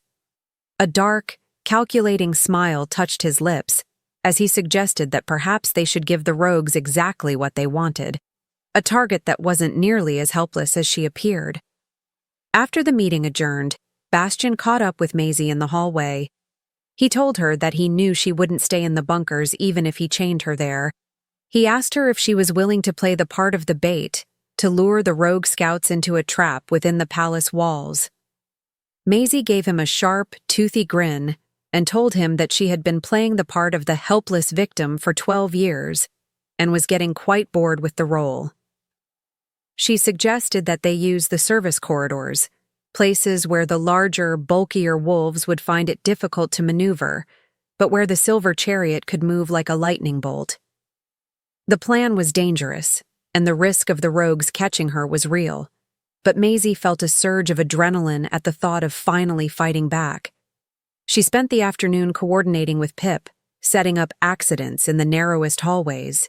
They rigged tripwires made of high-tension fishing line and placed slick patches of oil near the sharpest turns. She was turning the palace into a giant, lethal maze where she was the only one who knew the exit. She felt a strange sense of purpose that she hadn't felt in a long time. She wasn't just a survivor anymore. She was a strategist. As night fell, the citadel went into a state of silent lockdown. The guards were pulled back from the inner corridors, leaving the hallways looking empty and vulnerable. Maisie sat in the center of the great hall, her silhouette visible against the moonlight streaming through the high windows. She looked like a lonely, abandoned figure, a perfect prize for a group of hungry rogues. She could hear the faint scratching of claws against stone, the sound of the intruders entering through the laundry chutes she had left, accidentally, unsecured. Her heart hammered against her ribs, but her hands were steady on the wheels. A low growl echoed from the shadows, and 3 massive scarred wolves emerged into the light. Their eyes were yellow with hunger and malice, their fur matted with the grime of the wilderness.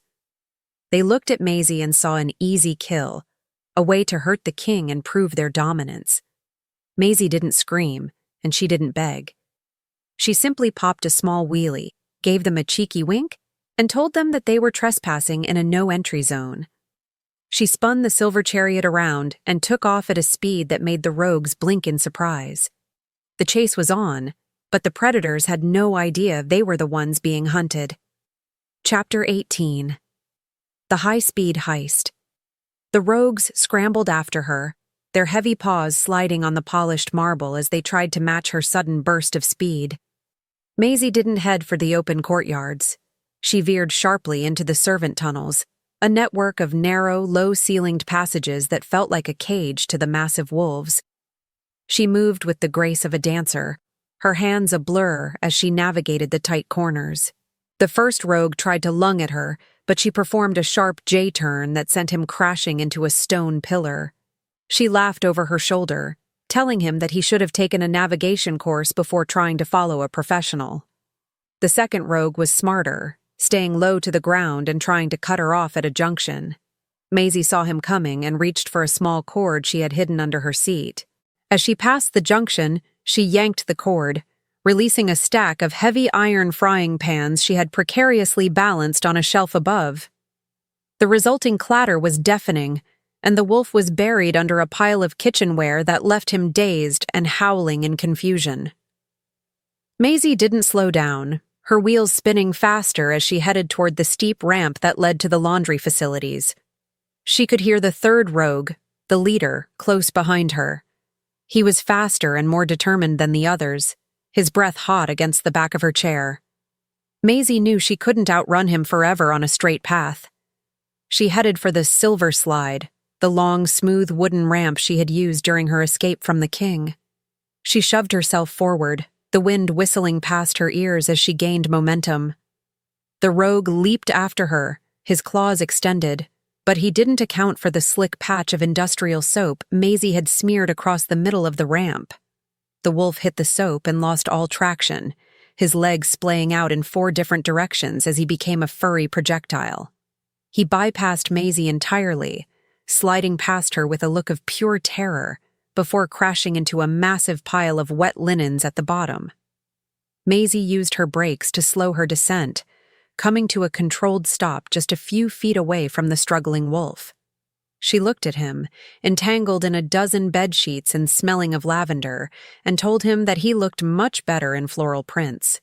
The rogue snarled, but he was so wrapped up in the heavy fabric that he couldn't even stand. She realized then that the heist the rogues had planned was a complete failure. They had come for a victim and found a nightmare. Maisie didn't wait for them to recover. She blew a small silver whistle that signaled the hidden guards. Within seconds, the hallway was swarming with Bastian's elite warriors, who made quick work of the incapacitated intruders. Maisie sat in her chair, watching the scene with a sense of quiet satisfaction. She had defended her home, used her disability as a weapon, and proved that the smartest wolf in the pack didn't need 4 legs to win a fight.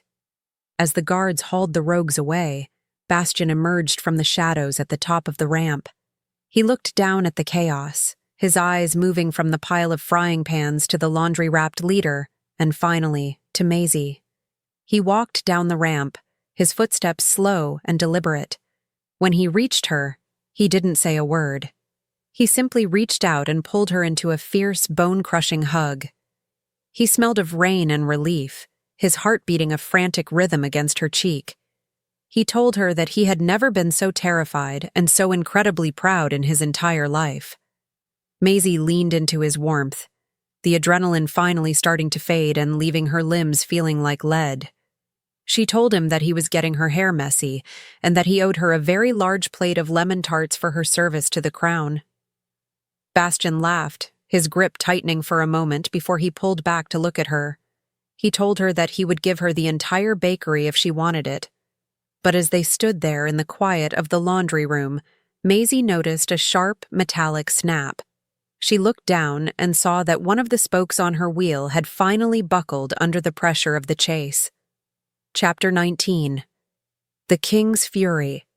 The sight of the broken spoke sent a jolt of vulnerability through Maisie that she wasn't prepared for. It was a small thing, a single piece of metal, but it represented the fragile line between her independence and her helplessness. Bastian noticed it immediately, his eyes darkening with a flash of protective fury that made the air in the room turn cold. He looked at the damaged wheel and then at the captured rogues, his inner wolf snarling at the fact that they had dared to make his mate feel even a second of instability. He turned to his commander and ordered the rogues to be taken to the deepest cells, his voice carrying a promise of retribution that made even the guards flinch. He turned back to Maisie, his expression softening instantly, though the fire was still lingering in his gaze. He told her that he was going to carry her back to her quarters, and this time, he wasn't asking for permission. Maisie started to argue, her pride rearing its head, but she realized that the silver chariot was genuinely unsafe to drive. She let out a frustrated sigh and held up her arms, telling him that if he dropped her, she would make sure he spent the rest of his life sleeping in the stables. Bastian didn't hesitate, scooping her up with an ease that reminded her of his immense strength. The walk back to her rooms was silent, the palace echoing with the aftermath of the skirmish. Maisie rested her head against his shoulder, listening to the steady thrum of his heart. She felt a strange sense of peace in his arms, a feeling of being protected without being smothered. She realized that she didn't have to be a one-woman army all the time. Sometimes, it was okay to let someone else carry the weight. Bastian carried her all the way to her bed, placing her down as if she were made of the finest glass. He stayed with her, kneeling on the floor beside the bed, his hand never leaving hers. He told her that the rogues had been working for a larger faction, one that wanted to stop the coronation. He said that they saw her as a weakness because they didn't understand that she was his greatest strength. He promised her that he would spend every waking moment ensuring that no one ever laid a hand on her again. The intensity in his voice was overwhelming, a raw and honest declaration of his devotion.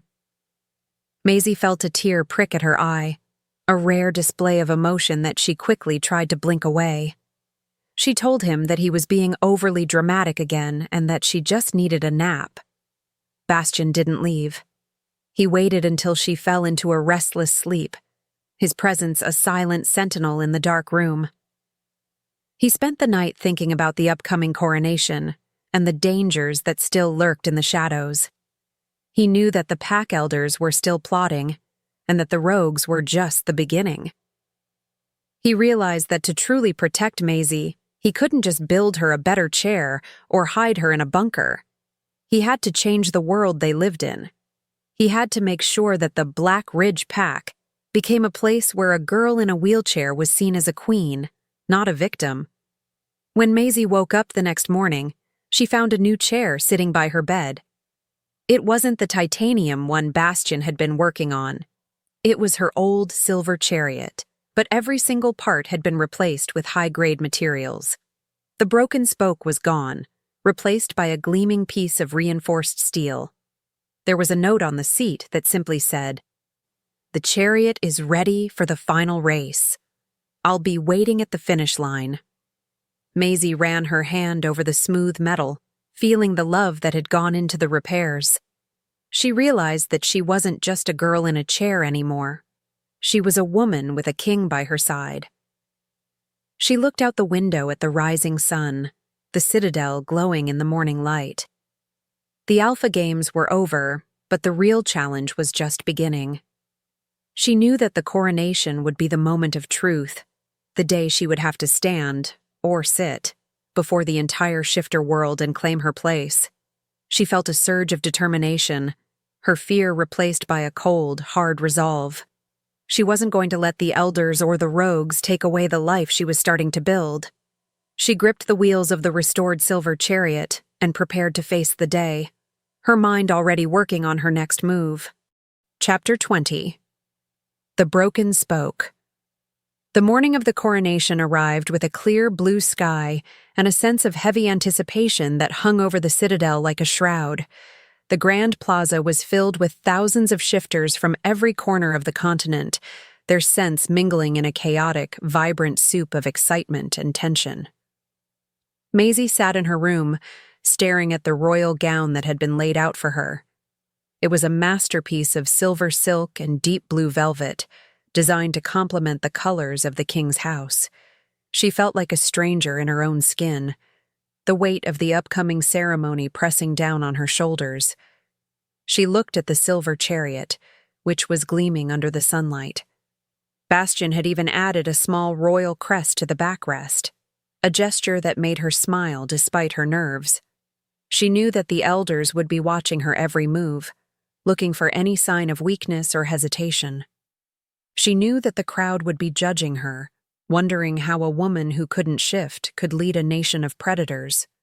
She took a deep breath, telling herself that she had faced rogues and laundry chutes and had survived them all. A coronation was just another obstacle course, and she was the best driver in the business. Pip arrived to help her with the final details, his hands shaking as he adjusted the silver pins in her hair. He told her that she looked like a goddess, and that the king was going to fall over when he saw her. Maisie laughed, telling him that she hoped he didn't fall over because she didn't want to have to pick him up while wearing a velvet gown. They shared a moment of quiet camaraderie, the kind of bond that only comes from years of being the underdogs together. Pip looked at her and said that no matter what happened out there, she would always be the fastest wolf in his heart. As the horn signaled the start of the ceremony, Maisie began her journey toward the plaza. She moved through the hallways with a regal grace, her wheels silent against the stone. She could hear the roar of the crowd in the distance, a sound that felt like a physical wave. She reached the grand doors that led to the dais and stopped, her heart hammering against her ribs. She looked down at her hands and noticed a small hairline fracture in the frame of her chair, a lingering injury from the rogue attack that had gone unnoticed during the repairs. The realization hit her like a punch to the gut. If the frame gave way during her entrance, she would be humiliated in front of the entire world. She would prove the elders right, and she would become the tragedy they always wanted her to be. She felt a moment of pure, unadulterated terror, her confidence crumbling like dry leaves. She looked at the door, her hand reaching for the wheels to turn back, to run away from the pressure and the judgment. But then, she felt a familiar scent fill the air, cedar and rain. Bastian was standing on the other side of the door, waiting for her. She remembered his promise, his eyes in the forge, and the way he had looked at her in the laundry room. She realized that she wasn't doing this for the elders or the pack. She was doing it for herself and for the man who believed she could fly. She straightened her back, her eyes narrowing with a sudden fierce resolve. If the chair broke, she would crawl. If she fell, she would get back up. She wasn't going to let a small crack in a piece of metal define her destiny. She signaled the guards to open the doors, the sunlight blinding her for a second as she moved into the light. The roar of the crowd was deafening, a wall of sound that vibrated in her chest. She moved down the long paved aisle, her eyes fixed on the man standing at the far end. Bastian was dressed in his full royal regalia, his crown gleaming under the sun, but his eyes were only for her. He looked at her with a pride that was so intense it was almost tangible. Maisie felt the frame of her chair groan under her weight, a warning of the impending failure. But she didn't slow down. She reached the base of the dais and prepared for the final ascent, the cliffhanger of her life hanging by a single broken thread of metal. Chapter 21. The Paved Path. The grand plaza of the granite citadel was a sea of fur, silk, and bated breath. Thousands of eyes were pinned on Maisie as she reached the first tier of the royal dais. The sun glinted off the silver embroidery of her gown, but her mind was entirely focused on the sickening groan of the metal beneath her. That hairline fracture in the frame of the silver chariot felt like a ticking time bomb, vibrating with every rotation of her wheels. She could feel the unevenness of the stone tiles beneath her, each small bump threatening to turn the fracture into a total collapse. The silence was so absolute that she feared the entire pack could hear the metal straining against her weight, mocking her attempt at a royal entrance. Bastian stood at the very top of the stairs, looking down at her with an intensity that burned through the morning chill. He could see the slight tension in her jaw and the way her knuckles had turned white against the rims. He knew her well enough by now to realize that something was wrong, yet he didn't rush down to swoop her up. He understood that to do so now, in front of the gathered territories, would be to strip her of the victory she had fought so hard to claim. He stayed his ground, his hands folded behind his back, but his amber eyes never left hers. He was a silent anchor in a world that was waiting for her to fail. As she reached the steepest part of the ramp that had been specially constructed for the day, the metal finally gave a sharp, metallic ping. The chair lurched to the left, the frame sagging dangerously toward the ground. A collective gasp rippled through the crowd, and a few of the elders in the front row leaned forward with expressions of poorly hidden satisfaction. They were waiting for the tragedy, for the moment the broken girl would finally succumb to the reality of her limitations. Maisie felt the panic clawing at her throat, but she refused to let it take hold. She shifted her weight, balancing the chair on its one stable side with a precision that only years of struggle could have taught her. She looked up at Bastian, a silent challenge in her eyes. She wasn't asking for help. She was telling him to watch. With a grunt of effort that strained the muscles in her arms, she shoved the wheels forward, using the momentum to carry her over the most precarious section of the climb. The frame groaned again, louder this time, but she didn't slow down. She moved with a defiant, reckless grace that made the breath of the onlookers hitch. She reached the top of the dais, the silver chariot coming to a halt just inches away from the king's boots. The metal was bent, the frame was ruined, but she was exactly where she was meant to be. Bastian reached out, taking her hands in his. He didn't look at the damaged chair. He only looked at the woman who had just conquered the impossible. He leaned down, his voice a low, private rumble that didn't carry to the crowds below. He told her that he had never seen anything as beautiful as her refusal to break when the world demanded it. He said that the path behind her might have been difficult, but the path ahead of them was going to be paved with whatever she required. The heat in his gaze was enough to make her forget the thousands of people watching them. She felt the weight of his respect, a foundation more solid than any metal frame. He turned to face the assembly, his voice booming across the plaza with the force of a thunderclap. He didn't introduce her as a victim of fate or a ward of the crown. He announced to the four corners of the shifter world that Maisie was the queen they had been waiting for, a leader who didn't need a wolf's form to show the heart of a predator. He declared that the old laws of physical perfection were dead, replaced by a new era where spirit and resilience would be the only measure of worth.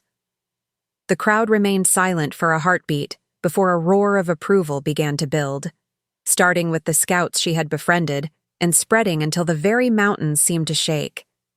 Maisie sat tall, her fingers intertwined with the king's. She looked out over the pack that had once tried to forget her name and felt a strange sense of peace.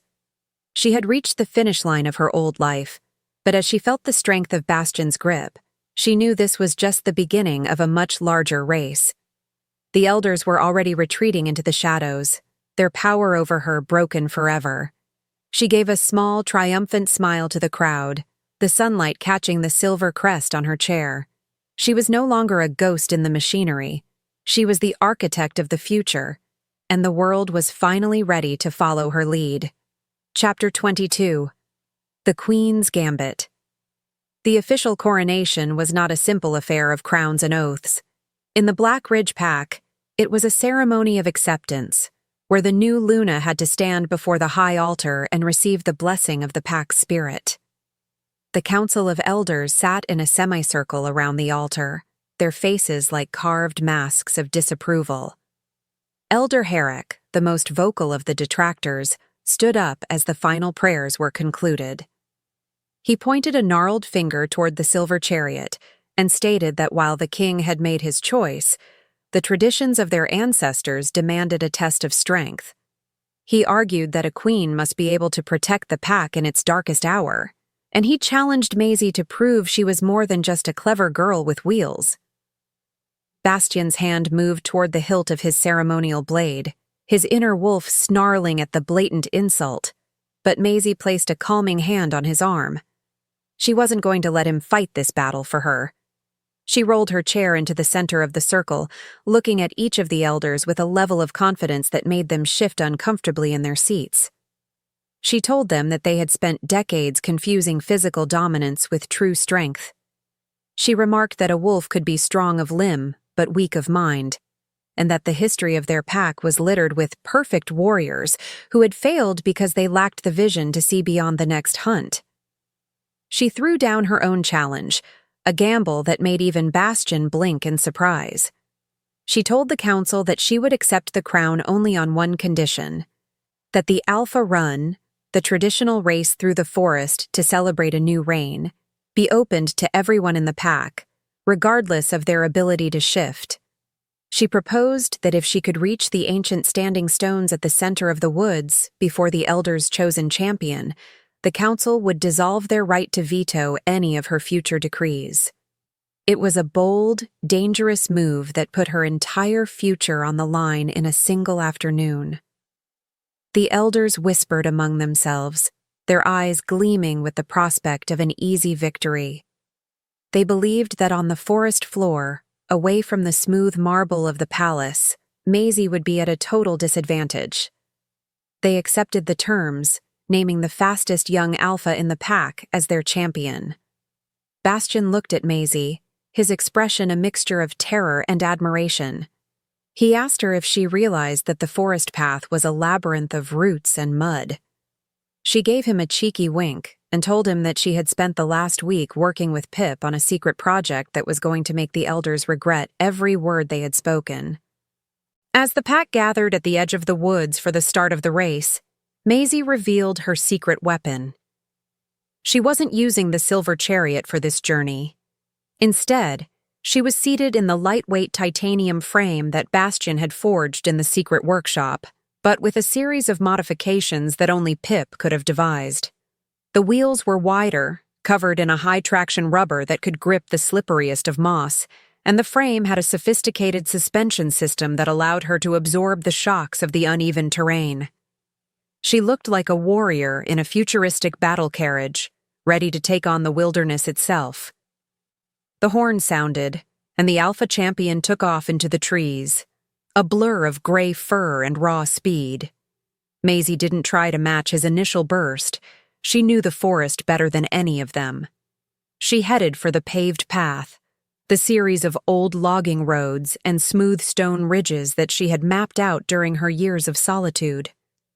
She moved with a focused intensity, her arms working in perfect harmony with the new mechanics of her chair. She bypassed the mud pits and the tangled thickets that slowed the wolf down, using her knowledge of the geography to find the most efficient route toward the standing stones. Bastian ran beside her, not as a participant, but as a guardian. He watched in awe as she navigated the descent of a rocky ridge, using her brakes to control her speed with the precision of a master pilot. She wasn't just surviving the forest, she was conquering it. The alpha champion was fast, but he was also arrogant, assuming he could simply overpower the terrain. He got caught in a patch of deep brambles that Maisie bypassed by taking a slightly longer but much faster route over the high ground. By the time they reached the final stretch, Maisie was in the lead, her breath coming in sharp, steady gasps. She reached the ancient standing stones just as the sun began to dip below the horizon, the orange light bathing the clearing in a golden glow. She slammed her hand against the central stone, signaling her victory. The alpha champion emerged from the trees seconds later, his fur matted with burrs and his tongue lolling out in exhaustion. He looked at the girl in the chair and let out a whine of reluctant respect. The elders, who had followed at a slower pace, arrived to find their broken queen standing victorious in the heart of their most sacred ground. The gamble had paid off, and the kingdom was finally hers. Chapter 23. The Coronation Race. The victory in the forest had changed everything. The whispers of dissent had been replaced by a quiet, burgeoning respect that followed Maisie wherever she went. The day of the formal coronation parade arrived, and the entire kingdom was invited to witness the new era of the Black Ridge Pack. But instead of the traditional somber procession through the streets of the capital, Maisie had planned something entirely different. She called it the Coronation Race, a high-speed tour of the city where the citizens could see their new king and queen in action. She wanted to show them that her reign wouldn't be lived from a throne room, but from the front lines of the people's lives. Bastian was dressed in his royal armor, his dark hair wind-blown and his eyes bright with excitement. He was standing next to Maisie, who was seated in her newly christened royal chariot, the titanium frame now painted in a deep, shimmering silver with gold accents. She had discarded the heavy velvet gown for a more practical set of leathers that allowed her full range of motion. The streets were lined with thousands of people, their cheers creating a wall of sound that was both exhilarating and overwhelming. The energy in the air was electric, a far cry from the stiff, formal atmosphere of the previous ceremonies. The race began at the palace gates and wound its way through the lower markets, the residential districts, and finally up the long, winding road to the High Temple. Maisie took the lead, her wheels humming against the cobblestones with a satisfying, rhythmic vibration. She didn't hold back, pushing herself to the limit as she wove through the cheering crowds. Bastian ran alongside her, his powerful strides matching the rotations of her wheels. They moved as a single unit, a perfect blend of shifter power and human ingenuity. It was a visual representation of the partnership that would define their rule, a sight that moved many to tears. As they reached the market district, Maisie performed a series of daring maneuvers, spinning her chair around tight corners and waving to the children who were perched on their parents' shoulders. She was no longer the girl who hid in the shadows. She was the light of the kingdom, a beacon of possibility for everyone who had ever been told they weren't enough. She saw the faces of the other unworthy wolves, the elderly, the injured, the ones who had been cast aside, and she saw the hope blooming in their eyes. She realized that her crown wasn't just a symbol of power, it was a promise of a better life for all of them. Bastian watched her with a pride that he couldn't hide. He saw the way the people looked at her, and he knew that he had made the right choice. He didn't want a queen who would just sit beside him. He wanted a partner who would push him to be a better man. He found himself laughing as he tried to keep up with her during a particularly fast stretch of the road, the joy of the moment washing away the years of royal burden.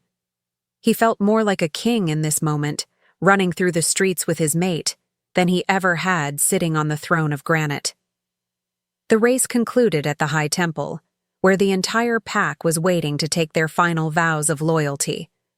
Maisie and Bastian reached the summit together, their breath synchronized and their hearts beating as one. They stood and sat before the altar, their hands joined as they swore to protect the pack and to lead with wisdom and compassion. The ceremony was simple, but the weight of it was profound. The elders stood in the background, their influence finally faded to nothing. The new era had officially begun, and it was a world where the speed of one's spirit was the only thing that mattered. As the sun set on the day of their coronation, Maisie and Bastian stood on the balcony of the temple, looking out over the glowing lights of the city. The celebration was still going on below, the sounds of music and laughter drifting up to them on the evening breeze. Maisie felt the warmth of Bastian's hand on her shoulder, a steady presence that gave her the strength to face whatever challenges the future might bring. She knew that there would be more races to run and more obstacles to overcome, but she also knew that she would never have to do it alone. The "Catch Me If You Can" challenge was over, but the journey was just beginning. Chapter 24. Happily Ever After, with Speed Bumps. A year had passed since the coronation, and the granite citadel had undergone a transformation that mirrored the change in the pack's heart. The steep, narrow staircases had been replaced by wide, elegant ramps of smooth stone, and the inaccessible corners of the fortress were now the most vibrant parts of the palace. Maisie sat in her private garden, the silver chariot, now a refined blend of her original manual chair and Bastian's titanium upgrades, resting on the level patio. She was busy reading a series of reports from the newly established vocational schools, where shifters of all abilities were learning the crafts that Bastian and Pip had championed. The kingdom was thriving, the old prejudices fading into the past as the people realized that their diversity was their greatest strength. Maisie had become more than just a queen. She was a legend, the woman who had redefined what it meant to be a wolf. She still had her sarcastic edge, and she still enjoyed, accidentally, running over the toes of anyone who tried to be too formal with her. But there was a new softness in her eyes whenever she looked at her people. She had found her place in the world, not by changing who she was, but by forcing the world to see her clearly. Bastian emerged from the palace, looking a bit harried after a long morning of diplomatic meetings with the northern territories. He had traded his royal furs for a simple tunic, his hair messy and his eyes searching for his mate. He found her in the garden and immediately let out a sigh of relief, the tension leaving his shoulders as he sat on the stone bench beside her. He told her that the Northern Alpha was still trying to understand why she had insisted on building a high-speed wheelchair racing track in the middle of the ceremonial hunting grounds. Maisie just gave him a smug grin and told him that the Northern Alpha lacked imagination. He reached out and took her hand, his thumb tracing the familiar calluses on her palms. He told her that he had a surprise for her, something to celebrate their first anniversary as king and queen. He led her toward the edge of the palace walls, where a new, perfectly paved road stretched out into the distance, winding through the valley like a ribbon of silver. He explained that he had ordered the road to be built so that they could travel across the entire kingdom without ever hitting a single bump. It was a grand, romantic gesture that was perfectly Bastian, a mix of royal power and a deep, intuitive understanding of her needs. Maisie looked at the road, and then up at the man who had spent a year making sure the world was ready for her. She felt the familiar warmth of the mate bond, a steady thrum of love and gratitude that had only grown stronger with time. She told him that he was becoming dangerously sentimental in his old age, and that she was going to have to work twice as hard to keep him grounded. Bastian laughed, pulling her into a gentle, lingering kiss that tasted of pine and home. He whispered that he didn't mind being sentimental as long as he was doing it with her. She gripped the wheels of the silver chariot, a mischievous spark lighting up her eyes as she looked down the long, inviting stretch of the new road. She told him that the road looked like a perfect place for a test drive, and that she was feeling a bit restless after sitting in meetings all morning. She popped a wheelie, her hair catching the afternoon sun, and tossed a wink over her shoulder at the most powerful man in the world. She threw down the challenge that had started it all, her voice full of a wild, joyful energy.